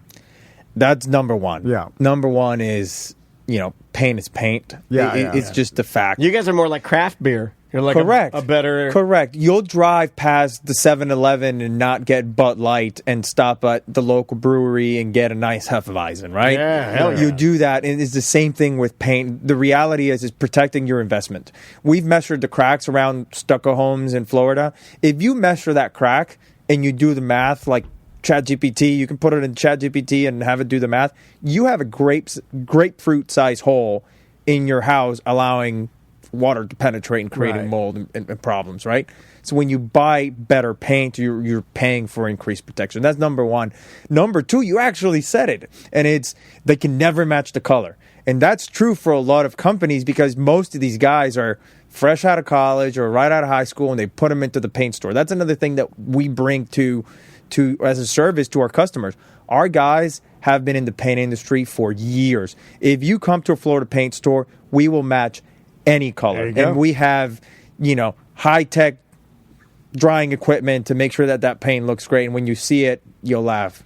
I love it. I like it when I see people asking, like I see some old lady asking some 19-year-old thugster at Lowe's behind the paint booth a complicated question about what paint to use or to match or whatever. And I'm like, lady, do you see who you're talking to? Exactly. This kid knows. He was hired He's got 2 his weeks earbuds ago. He's on fentanyl. He has no idea. He's literally on fentanyl with his earbuds in, and he is struggling to survive. Yeah. Like you have a better. Ask ChatGPT in your phone. Just what do the it hell yourself. you're asking this kid about what kind of paint you should use? What's the craziest color you've seen paint? Oh man, purples, like light purples. Light purples. Yellows are really tough. It's not crazy, but it's just really tough. More people should paint their house like a turquoise or a purple in their neighborhood just to piss their neighbors off. There's one right up here. And it makes me happy, because I have a house that I call the Dolphin House. It's a dolphin colors, like orange and teal. Oh, yeah. I like it because I'm a Miami Dolphins fan. That's a fun guy there. Every time Crystal drives by, she was just like, no, property. My wife does that. There's one right up here. There's a house right up here. It's fun. And it is a light purple house. And then they've gone to they did the extra step. Other people, listeners may know this house, light purple. All the outdoor lights all have light purple bulbs. No, I like so that. The whole house is like Orlando City, like an Orlando City purple. We drive by and I'm like, that's cool, Andrew. If anyone knows the owner of this house, we need to get an invitation inside because I want to see how much purple is in the house. It's all purple. And my wife's like, what an eyesore. It's like, that's fun. I mean, what are you? Do you want it to be like the rest of them? Santiago, thank you Great so job much for today, coming by. man. Guys, thanks so much for having me. And again, Florida paint. how do people even buy Florida paints? We've got 28 stores across the state. If you go to floridapaints.com, there's a locations tab. You can put in your zip code and find your nearest store. Once you open an account with us, you can get delivery anytime, down to the last quart. And so it's really, really easy to buy. And you can request that your house painter or whoever's painting use Florida paints instead of the other stuff. Yeah. Yes, and I highly suggest you guys do. I mean, the most expensive part of doing a paint job is not the paint, is the labor. So by you extending that life cycle, you're saving whatever that labor cost is, which is nothing less than $2,500 if you find someone really cheap. So Well, I can go to Home Depot and those guys will do it way cheaper. yeah, And I'm giving them the buzz. He's the king of cheaping out. Yeah. And I'm like, hey, just paint with whatever you see God, there's around. paint everywhere. Just stick a leaf and you can yeah. paint with leaves. We'll see you back in our stores in 2 years. Use your socks. What any means necessary. Use your hands. It's texture. He pulls out the brush, taped and roller tape. Thank you, man. I appreciate it. Thanks, guys. And we will be right back. Welcome to Corporate Time with Tom and Dan. I'm Tom. I am Dan, not to be confused with Don Ho, the singer of the hit song Tiny Bubble. We are easing into Memorial Day weekend. It's the start of the summer. Yeah. A lot of people's kids, like the last 3 days of school, they don't even tell them to bring in their backpacks. No backpacks. Less It's chance just- of a gun. If you, let's just call it comedy. Let's just call it babysitting at this point. We are having the government babysit our kids. I like that. So, but Put them to work. Memorial Day weekend. Yeah, I know. That's going to happen. Yeah, come on, get them out there. Yeah, have them Give them a gun, make them fight for the country. Well, have them get outside, clean up some litter or something. Yeah, get them on the side of a road. The government has control of them. Have them get out there, With do an something. orange vest, picking up some styrofoam. Yeah. Making shirts again. Made in America. Yeah, let's get them out there making some Trump phones. Come on. Can they do something with Bitcoin? Can they hit some enter button a bunch of times and make some Bitcoin? Okay, I have a question that's related to this segment that we're about to do. I'll announce him. Our very good friend, John Graham. Yep. Yay. There is a new product. Uh-oh. You guys aren't going to believe me. There's a new product at Steak and Shake. It is a milkshake. Why do I know this? My daughter and I like to eat. And one of the things we bond over is what sugar treat we're going to have. Okay. And we went to Steak and Shake's website, and we go to their milkshake flavors. And they have a milkshake flavor on there that stumped us, and we don't know what it is. Okay. Are you ready? Yeah. The milkshake flavor is I Bitcoin. knew you were going to say that. They have a Bitcoin milkshake. It's got an edible Bitcoin on the top of it. It's a Bitcoin milkshake with a Bitcoin on the top of it. You eat the chocolate Bitcoin. The guy who owns the company now is big into Bitcoin and stuff like that. It's corny as hell. It's so corny. He's one of those guys who got rich doing something completely unrelated and then just started buying up brands. Is this the guy that put his Steak and Shake name he on bought Steak up. and Shake? Boogietti? Is this yeah. Boogietti? And then he bought up, what was it? One of those magazines that... what were the men's magazines like? Not GQ, like not Detail. Maxim. He bought one of those stuff, and he owns the brand now. Even though no one even looks at him. So he's a crazy guy. This is like the CEO of Bang Energy. Guy's got plenty of money. He's like Steak and Shake. I own that now. That's what happened with Sloth World. The guy Bitcoin rich, and then he's like, I want to do a Sloth World. Like, these people get stupid rich off of insane nothing. Let's be honest. What the hell? I own Bitcoin. I own Bitcoin. Don't lie to me and say you understand it. No one understands I it. look at a blockchain. I see the videos. I'm like, okay. But you get crazy rich, and then you're like, I want to buy Steak and Shake. Well, you make one smart decision, you become a billionaire, and then you think every decision you make is smart. That is not true, by the way. Look at the sign. Steak and Shake now is a fool. This is crazy. It's like, is it MAGA or something? It's like beef tallow. We'd use beef tallow. Bitcoin. The fries are fried in beef tallow. But it's a political thing, too. If you're one of the people who's afraid of seed oils, makes it healthier, even though it's beef fat that it's fried in. Right. And then they drop stuff. Like I remember as a kid, you remember the bean crock? They used to have beans. And they used to have salads. They've gotten rid of a bunch of stuff on the menu. They used to have beans at Steak and Shake? Yeah, bean crock. That was their little catchphrase. You could get a burger and two sides, and so you could get like fries and salad or beans. Who wants beans?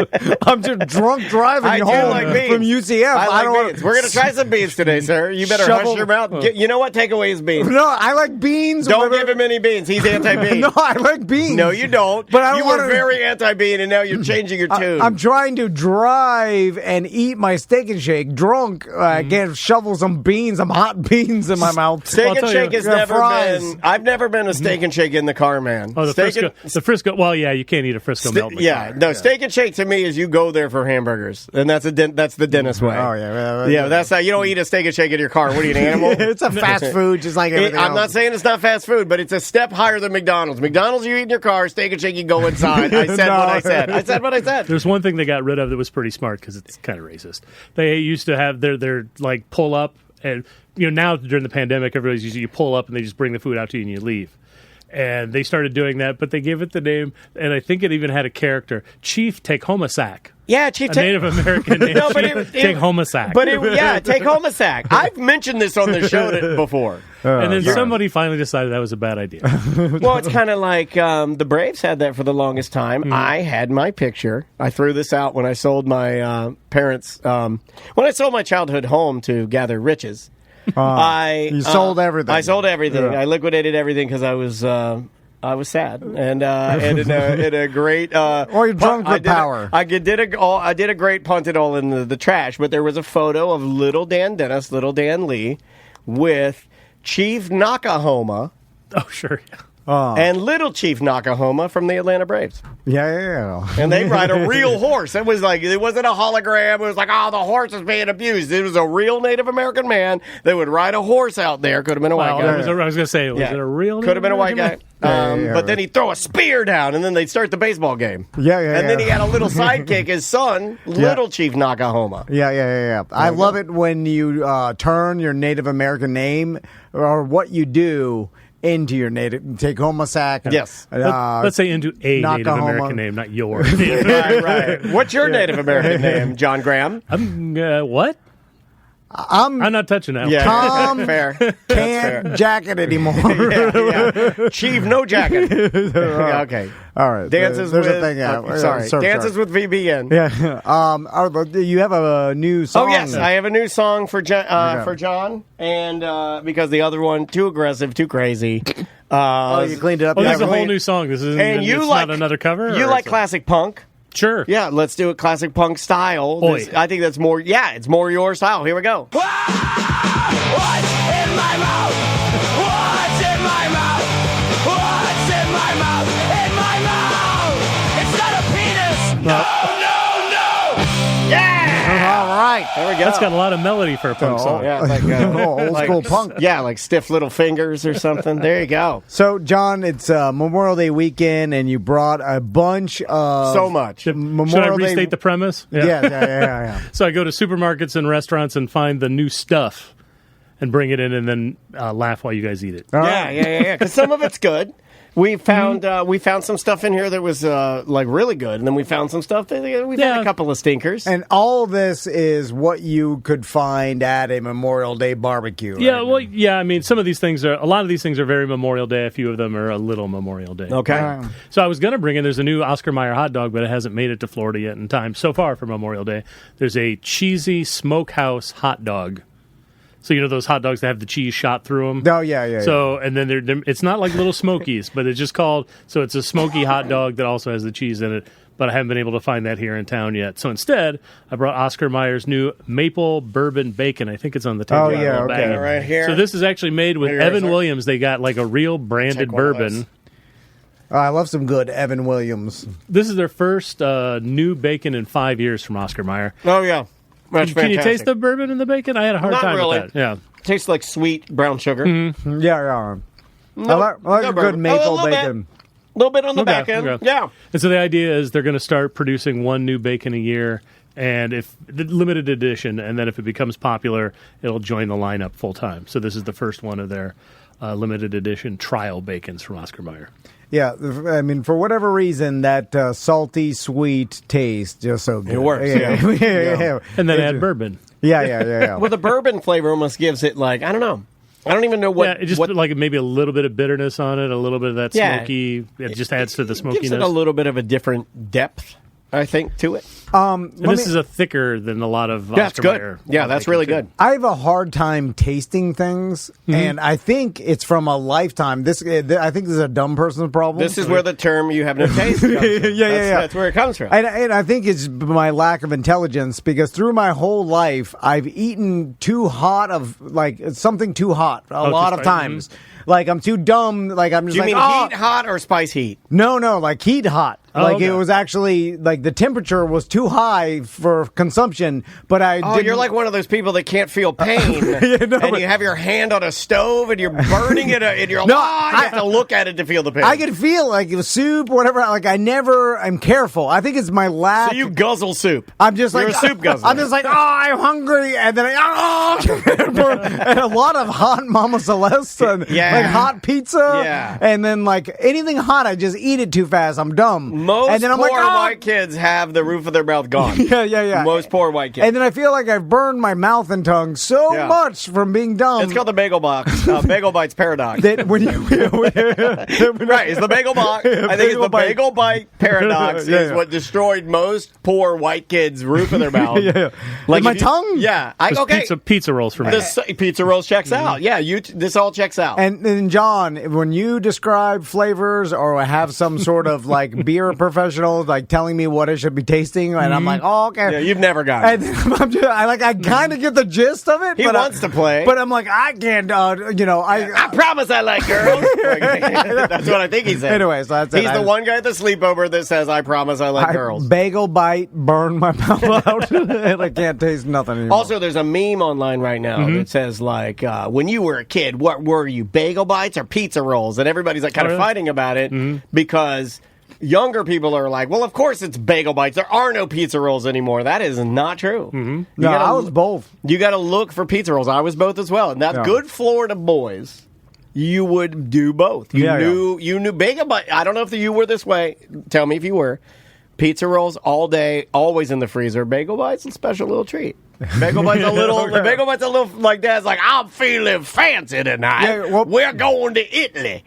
Because the pizza rolls came in a gigantic bag. Yeah, big so you just poured a little bit out. Yeah. And the bagel roll, bites came in one tray. Yeah, of 9. With a crisping tray. And my dad thought that was the best thing. He's like, it's simulated metal. Well, like Hot Pockets, they don't come with the little piece of metal in there anymore. They don't come with the sleeve? I think I don't think I think they've done away with it. It was never metal. It was always gray. And me and my dad had long discussions about like the technology. We were blown away. My dad and I were like, God damn, that made fake metal is cardboard, but it's metal. And it don't set the microwave on fire. I'm like, yes, Dad. You're like, this is what the space shuttle's made out of. There you go. Exactly. To tie it into our friends from the Science Center who are stopping by later, we'll bring that up. Is the space shuttle made of a Hot Pocket sleeve? All right, sorry, John. Go ahead. Oh, sure. Well, continuing the Memorial Day something thing. in that bacon? Because I'm not kidding to both of you guys. Okay. My vision has split and I'm cross-eyed. I can't see. I honestly can't see. I have like salt. I have all floaters in my eyes right now. So what's next? Let's see. What barbecue sauce do you guys like to use at home? That's a pretty personal question, John. Like most of America, I have one bottle of America's favorite, Sweet Baby Ray's. Yeah, everybody's got the Ray's in their refrigerator, but I like very specific types, and I buy my from Fox Brothers Barbecue in Atlanta. Oh, okay. Yeah, I order it. I like vinegar sauce. Because I look at Sweet Baby and I'm like, that guy knows barbecue. Even though it's a fictional marketing campaign. Not even a real guy. It doesn't even matter. That's how dumb I am. I'm bagel bite dumb. And I look at Baby Ray and I'm like, that guy has got the best barbecue. Have you ever done Stubbs? Yes, Stubbs are close. Stubbs is not bad. He's equal. Stubbs is not bad. Yeah, and I'm like, Stubbs looks like Baby Ray, so he makes good barbecue. Well, Baby Ray sounds like Stubbs. They don't show a picture of Baby Ray. Stubbs is on the bottle, and he's a black guy. I mixed them up. And he's a black guy, and I'm like, oh, yeah. I was like, well, that guy looks like he knows what's up. He was from Texas. It's Stubbs that I look at. Stubbs is owned by McCormick now. Yeah, he cashed out, too. There's no Stubb left in that. They sucked all the Stubbs out of it. Stubbs rich in the Bahamas. I hope. Where are you, Stubbs? Well, his family's probably rich now. Is he? Did he pass away? He died in '95. Oh my God! Right after I got out of high school. He sold it. He sold it for $100 million. Jesus. And then, or actually, maybe the family did. But yes, damn. The brand sold to McCormick for $100 million, and so they're diversifying. So for Memorial Day, they've got. I think I've got them up there. 2 kinds of baked beans now. These are Stubbs. They have original and sticky sweet. Sticky sweet. I'll try the sticky sweet. Which I call the Def Leppard beans. Okay, yeah. You know what? I got that. Tom would not get that. I don't eat that many baked beans at my house. Sticky sweet from my head to my feet. You got it. It's mostly because there's a lot of meat in baked beans. So Doesn't have to be. I know there doesn't have to be. Yeah, I didn't look on these. I think there's pork in at least one of them, but I'm not sure. Ooh. So which one did you get, Dan? Not sticky sweet. Okay. Mine's complicated. Because it's kind of vinegary? Yeah. Mine's very The complicated. original is a little vinegary, and of course the sticky sweet is much sweeter. I don't like the one you gave me. The vinegary one? Man, I'm not sure I like that. Let's see, he likes vinegar, so let's see how it does for him. I like vinegar too, but I'm not sure I like that. A paper plate full of baked beans and potato Oh, salad it's the best. and a couple hot dogs, burned hot dogs. Burned as hell. Yeah. That's some good Memorial Day You're freaking America. me out. I like my hot dog so burned that the skin separates from the flesh of the hot dog. You know what I'm talking about? Where there's like an air gap in there. Oh, yeah. You ever had the ones, there's places that deep fry them, and they call them rippers. They'll cook them a little bit, or they'll leave them in until the skin explodes and tears apart. I have heard of that. Oh, Looks like a big pencil eraser. Here's the top for the beans. Those are excellent. Yeah. That's they're both. I mean, that's some quality baked beans. I don't like the vinegar one as much, but I'm not going to kick them both. Either of them Tom out of said bed. he likes the vinegary one, or he likes vinegar. Did you like that one? I like the sticky sweet Me too. better. Gotcha. Yeah. Personally, I did too. I like sweet beans. Yeah. There used to be a Tom and Dan legend of that when me and Daniel have some alcoholic diarrhea, business man diarrhea in the studio, back to back.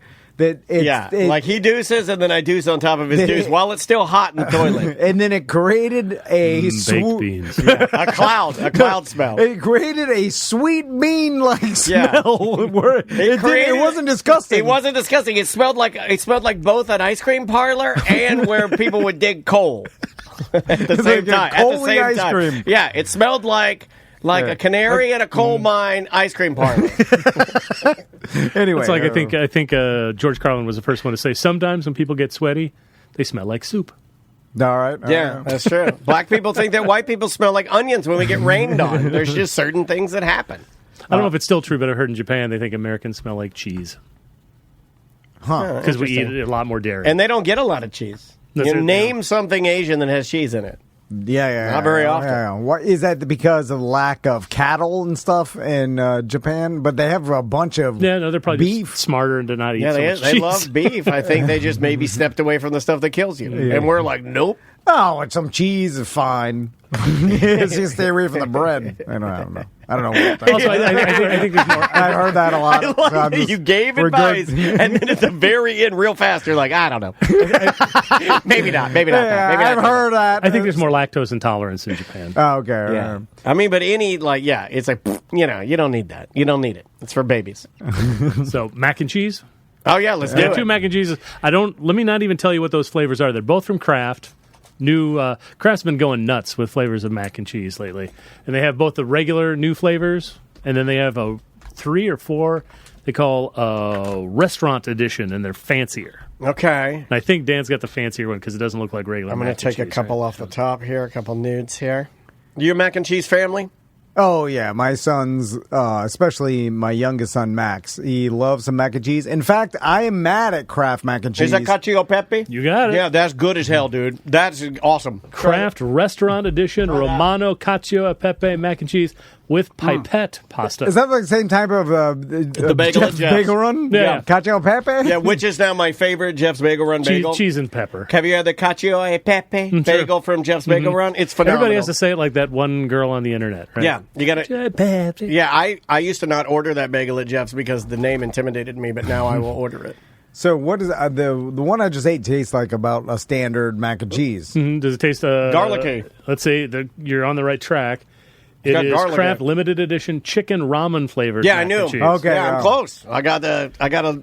You can't taste the difference of that? Yeah. You don't get the pepper in that? Did you try that one? Let me try that. That one's got pepper. Black pepper. It is very black pepper. That's good, though. For people who don't like black pepper, it's a lot of black pepper. You know what? You know what's weird? Is I fought the fight to get my daughter to try spices, and now the fight is so far the other direction that now she can't eat eggs without salt, pepper, Texas Pete. Like she has to have all these little things like pepper. You turned her into a trucker. I turned her into a trucker. She'll take the pepper thing and just crank. She just crank it. week. I'm like, come on, man, ease up on that. Oh, no. I lived Tougher through than her like dad. one speck of black pepper is on Max's cheese. Like, he won't eat any of it. He's like, I used to be that way. So what the hell? I was not a I assume pepper you're not boy. above tricking your children. You should get some white pepper because it disappears in the food. See if they like that. Have you tried white pepper? White pepper. I don't even know there was white pepper. Yeah. There's a bunch of sleeper cells, white pepper cells. All This is around. delicious, Yeah. Dad. Hold on, why they don't advertise white pepper? No, they do. They advertise black pepper. Well, on the dark internet, they do. There's a bunch of sleeper cells of white pepper on the dark internet. Oh yeah, both those mac and cheese are great. Yeah, they're great. Although, If you don't, I don't trust people. Look, I understand that you want to be healthy, and I understand that you don't want to eat something bad.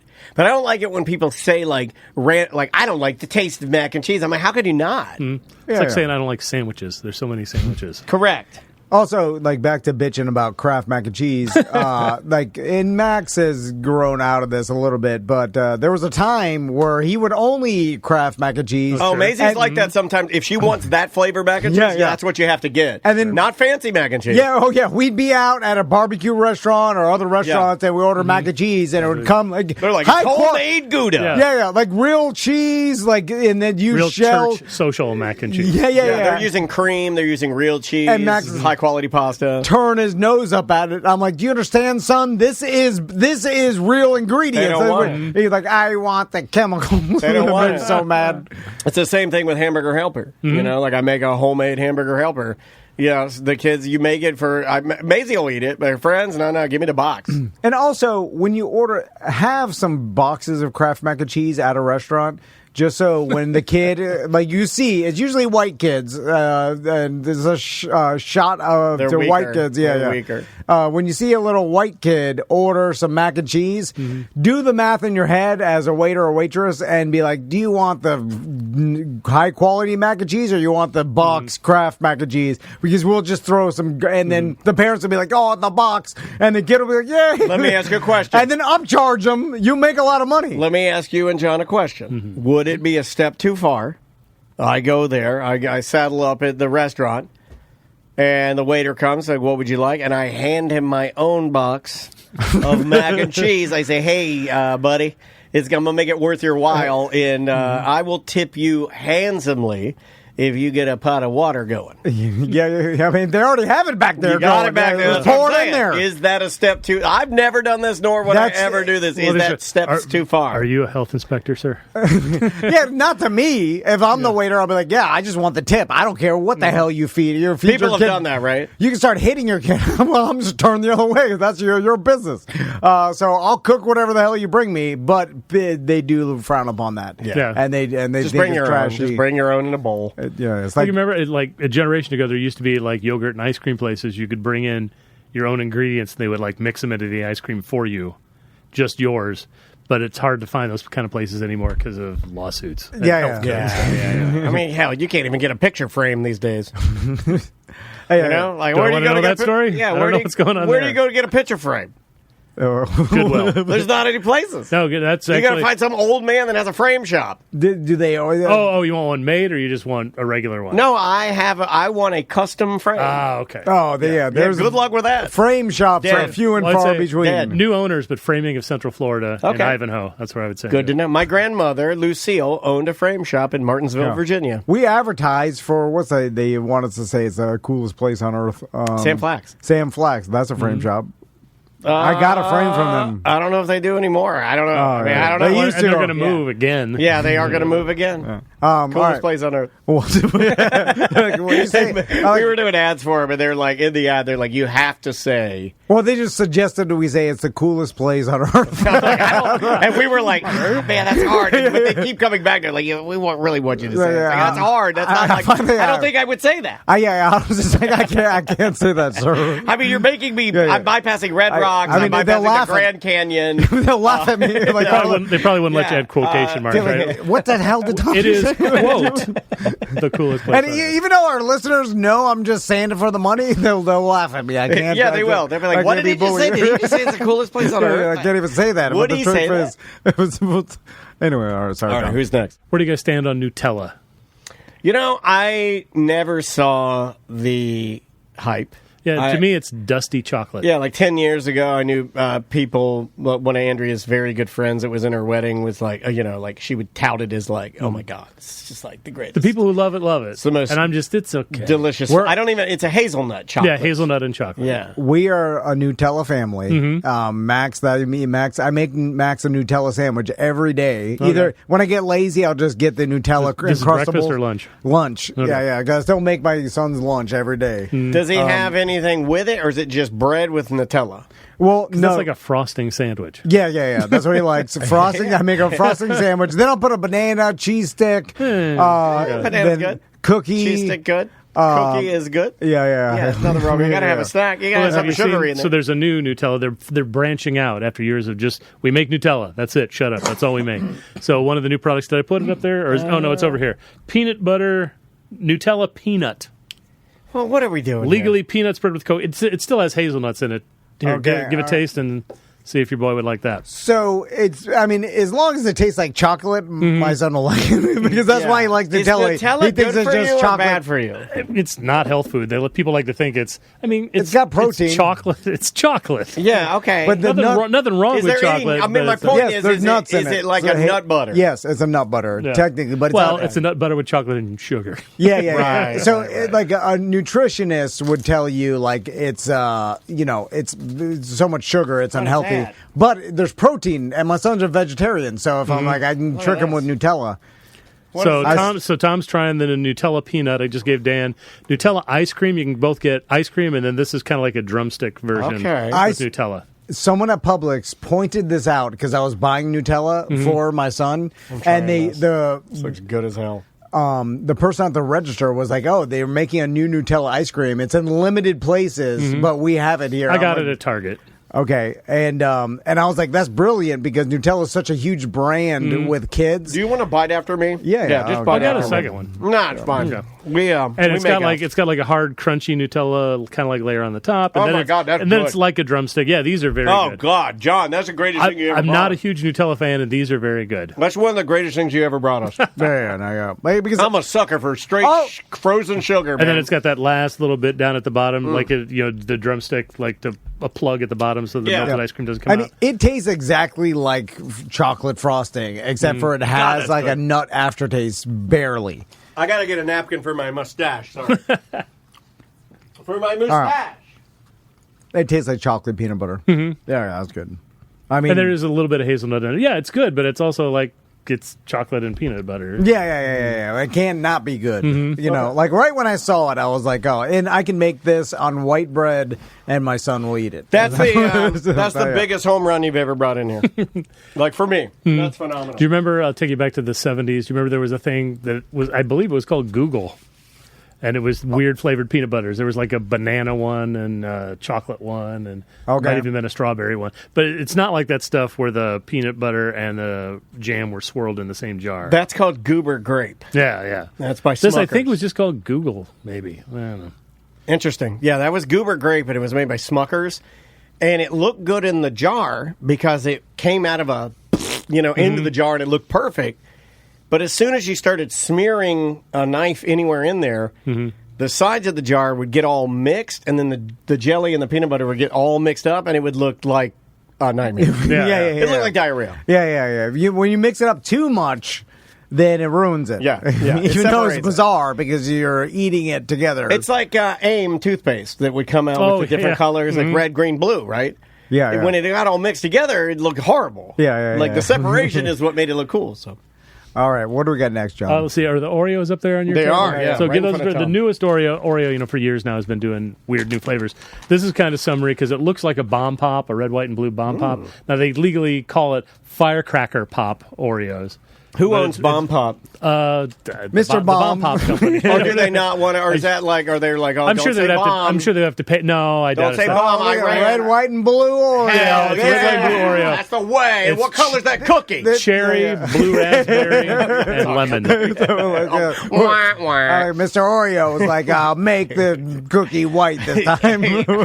What? So yeah, vanilla cookies and blue raspberry, cherry, and lemon. Now bomb pops, by the way, are lime, but this is lemon, so that's a little different. No, So I don't like that. I don't like that they See, I don't vary. think it's the word bomb. I think it's just that they don't want to pay the people who own the trademark. For Yeah. Yeah. Well, which I always like when they pay for the trademark. I guess there's value in the brand awareness and stuff. But when people see that red, white, and blue popsicle, everybody knows. Sure. So I think the value is in just the image, not necessarily the word bomb pop. Yeah. It's like just the red, white, and view or blue image of the popsicle. That's where the value of the marketing is. Somewhere in Orlando, there's a low-level optometrist that just heard you say red, white, and view, and he wrote it down on the notepad. And he's like, that's the sale we're using. Red, white, and view.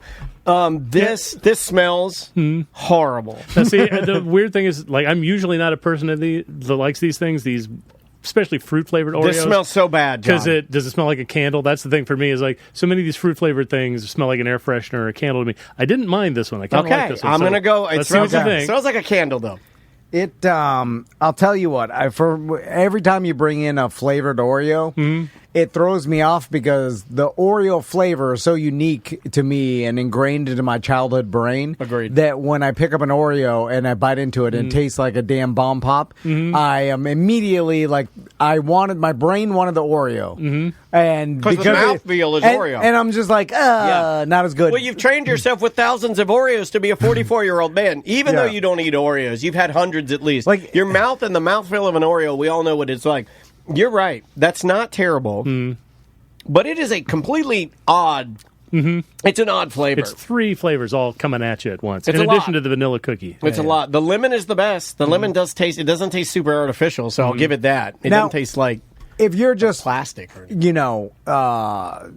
celebrating Memorial Day and doing an old American barbecue, traditional, and I need a black Oreo, like old school. Oh, well, this have red, white, and blue Oreos. I mean, out on the table with your American flags. This is less America than a standard Oreo. Oh, really? Like I think George Washington wanted an old black and white, and he didn't even want a double stuff, mega stuff, any of the mega stuff. Come on, This is mega stuff is why we don't have railroads and why all children are soft.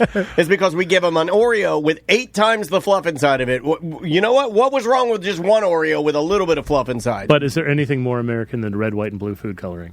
No, you're right. You're right. Yeah. I want the red to be that one that makes you crazy too. Oh my God, my daughter with that. Everything I go to eat, she's like, "Let me see that. This has got red number 5 in it." And I'm like, I don't even know what that means. Red number 5. That's the real one to me. Anyway, what's next? Hey, red number 5, you the real one. Do you guys have favorite Pop-Tart flavors? I do. What's your favorite? My favorite, just standard, and it's hard to find, is raspberry. Raspberry Pop-Tarts, they have the white frosting on the top and pink sprinkles on the top.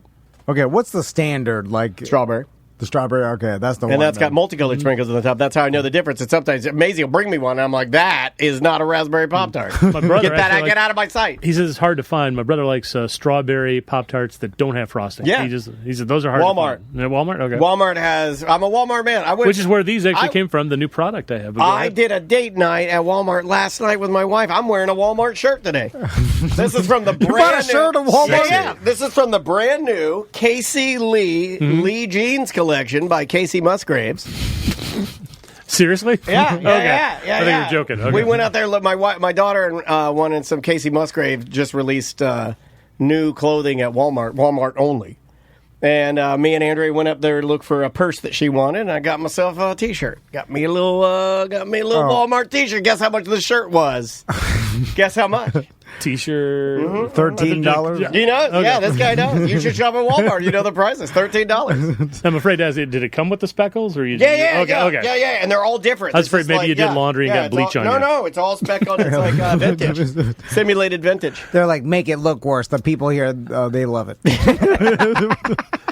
I hope you end up on the People of Walmart website. They don't do that anymore. No, they don't? Did Walmart sue them or no? All the fat people, class action, they shut it all down. I was saying Walmart probably bought it. Yeah. It just became everybody like, this is America now. All right. So I got Pop-Tarts Super Stuffed, 50% more filling. No. So this is here. This is the strawberry one. You want to try strawberry, Tom? They have. They come. There's only 5 in a box. They have protein Pop-Tarts now. Did you? I almost bought those. And I tried but then I saw these. They're horrible. And then here's for Dan. How about the molten lava cake super stuff? Oh, all right. Now they call them all super stuff, but on the label it says The 50% more filling is the strawberry one compared to our frosted strawberry toaster pastry. Okay, These are not bad, but it's like the pastry is different and the fillings are different. Like that's not. This is molten lava cake stuffing, not chocolate. And strawberry, they call it strawberry blast. There's like apple in there too. That's pretty good. All right. I mean, that's pretty good. Not bad. How can Pop-Tart go wrong, really? It's a delicious sugary cake with sugar filling and sugar. I like them, but it doesn't taste like a regular Pop-Tart to me. It tastes different. I think it tastes like a sweet. Like Pop-Tarts to me still have some sort of a, this could be my own nostalgia, but some sort of a breakfast kind of a vibe to them. This does not. This has more of a like I just need a sugar sweet. The chocolate one's a little more like puddingy filling. Yeah. You know. And then there's also one you can only get at Walmart, cinnamon caramel. Okay. Cinnamon caramel. You like pudding, Tom? I mean, I rarely have pudding, but of course I like it. It's a delicious treat. I think all three of us here could agree that pudding is an old man's dessert. I never ordered rice pudding isn't old. Yeah, but I'm just saying the only people currently eating pudding right now and enjoying it are really old men. Now, are you guys old enough to remember? Like these days, pudding comes in like the little plastic peel top things. I remember when it came in little tiny cans. I remember cans of pudding. Yeah. Oh, and wow. you'd peel a metal lid back like on cat food these days. I'm old enough to remember that. Was it like old ammunition cans? Some of them are from the war. Like that. You'd love it if you got a war. You're like, this one was in Vietnam. Every 50th one, you'd slice your finger open. Oh, God! Yeah, I remember when, a lot of things came in little cans. I remember when you'd go to get your juice, and your mom would buy a juice can, and she'd take the can opener out, and she'd make one triangle on one side and one triangle on the other side. And I was like, well, which one do I pour out of? And my mom's like, whichever one you want. And I was like, well, this doesn't make any sense. And I never, no one told me anything about why the other hole was there. I was like, why is the other hole there? It's obviously to let air in so stuff can come out. That's just science, but no one explained that to me. Well, no one knew science back then. For 20 years, I looked at it and I'm like, well, this is how it has to be done. Back then, they're like, this is the devil's hole. You just make it. Did I catch you looking at the other hole, boy? I'm like, yes, I did, Dad. They're like, go to your room. All right. We're moving on to the beverage portion of the show. Oh, I like the beverage I have portion. one beer and one soda. So have you guys tried yet Dirty Mountain Dew? I did try it. Okay. Tom, I want Tom to try it, though, because he's they do make it in a zero version. Here, I don't want to throw it to you. Is this full fat? Yeah. That one is the full. I did the zero version, so I can speak zero on that. is okay. I thought the zero Dirty Mountain Dew was not good. And this is coming from a guy, I drink a Mountain Dew every day and have had a Mountain Dew every day for the last 30 years. I think I've had a Mountain Dew. Only a couple of days I haven't. I've had one Mountain Dew every day for 30 years. So the idea is it's kind of inspired by the whole dirty soda thing where they add milk or non-dairy creamer to soda. This just has natural flavors in it. The label doesn't say what exactly it is. Yeah, it's cream soda. It's not good. Yeah, it's a cream soda. Do It's not like Mountain Dew cream soda. Do not care for that. It's not good. That one, to me, I've only tasted so far the zero, and it was kind of key lime pie-ish. Yeah, it's like the flavor takes a turn. Mm-hmm. Like it's good up front, and then the back end of it, like where they're trying to simulate the lactose or whatever would be milky or creamy, and it doesn't work for me. I think simulated cream. I'll say it. Simulated cream, not good. We don't need that. We don't need products. I mean, that also it sounds kind of in a time when we're trying to be more natural and healthy. Why not just have cream? Why have simulated cream? Simulated cream sounds gross. Robot cream. That's disgusting. Well, because you can buy this at 7-Eleven. Right. But regular Mountain Dew is very refreshing and good. Sure. This And is here's the just real cream. I need cows and a bunch of other expensive things simulated. milk the robots. Now, here's something. So, do you usually drink when you're drinking regular Mountain Dew? Do you drink zero or full fat? I like diet.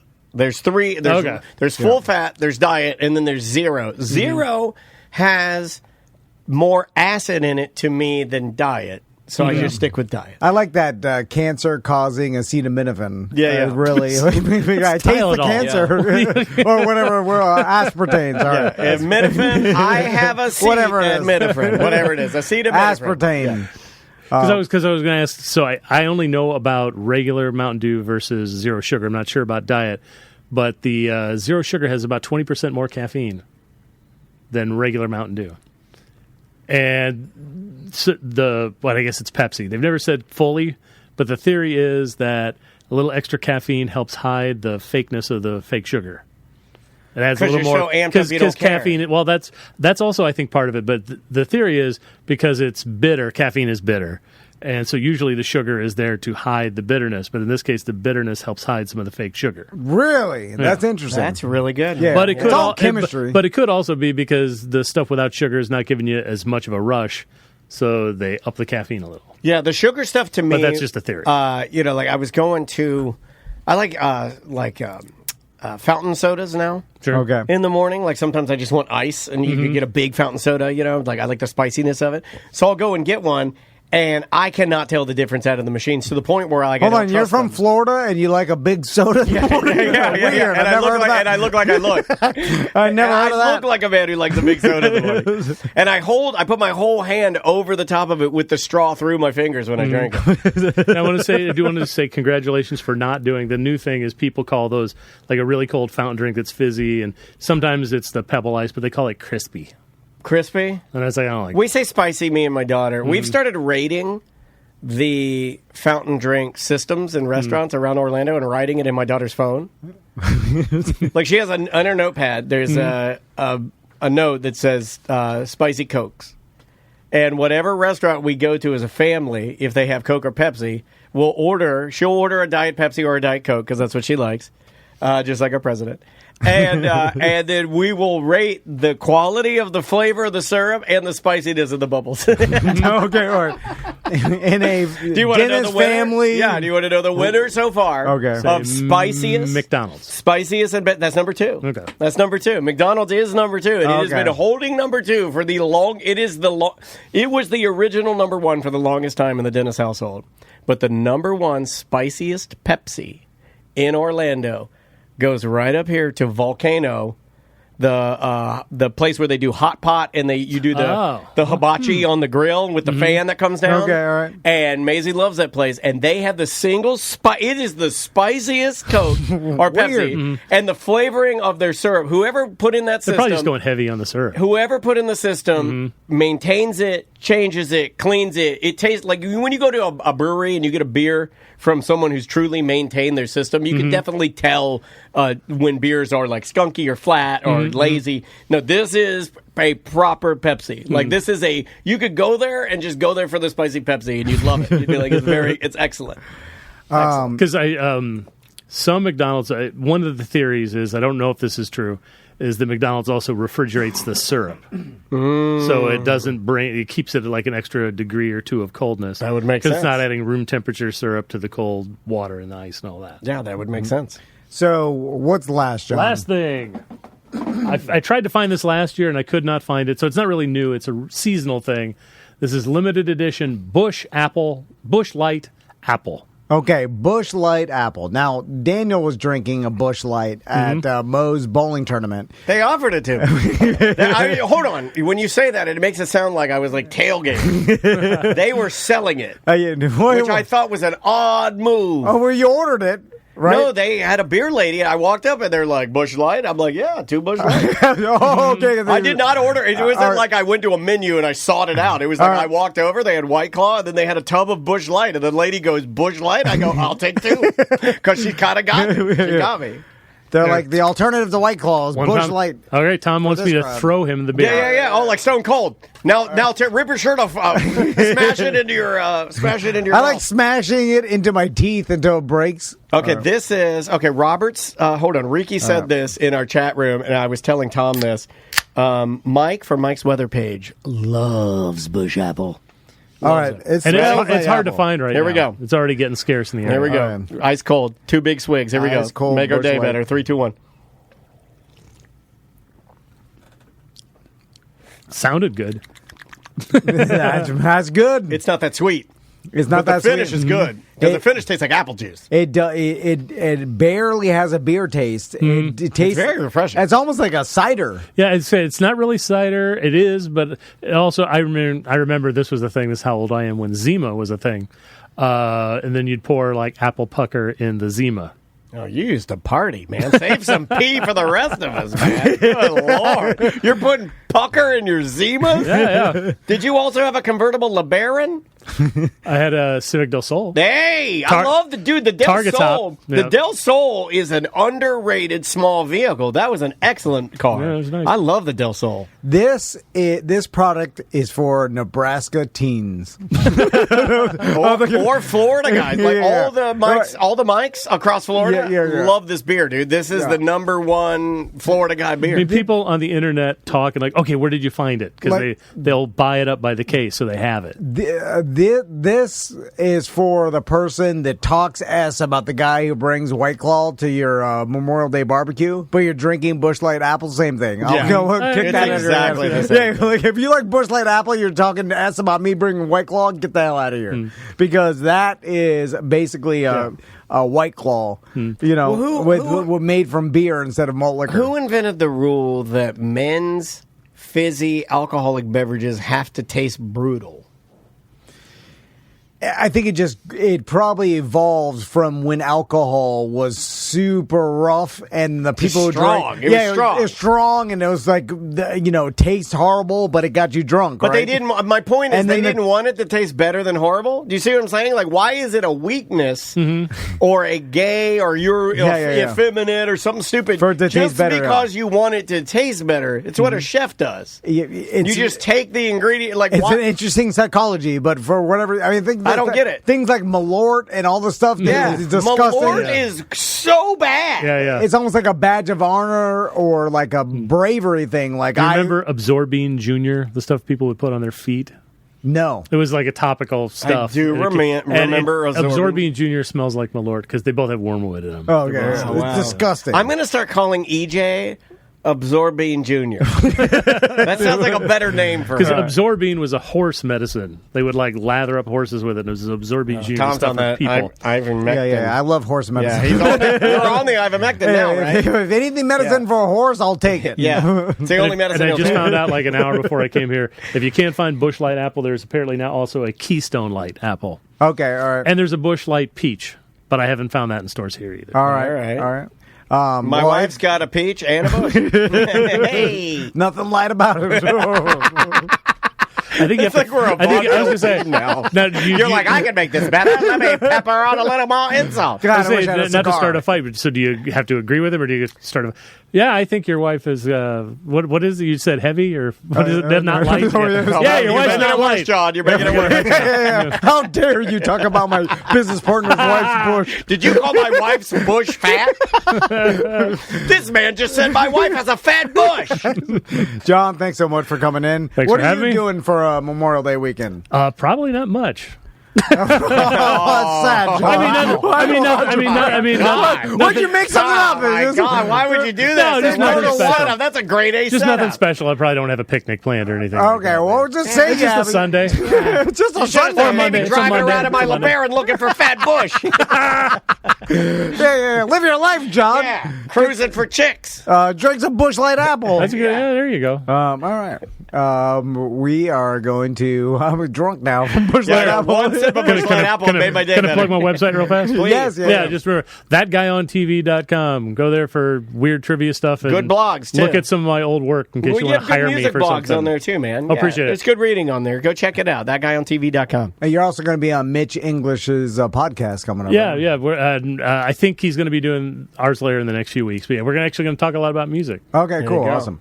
Well, thatguyontv.com. And we have enjoyed your Memorial Day. Yeah, happy Memorial Day, everybody. And we will see you on Tuesday.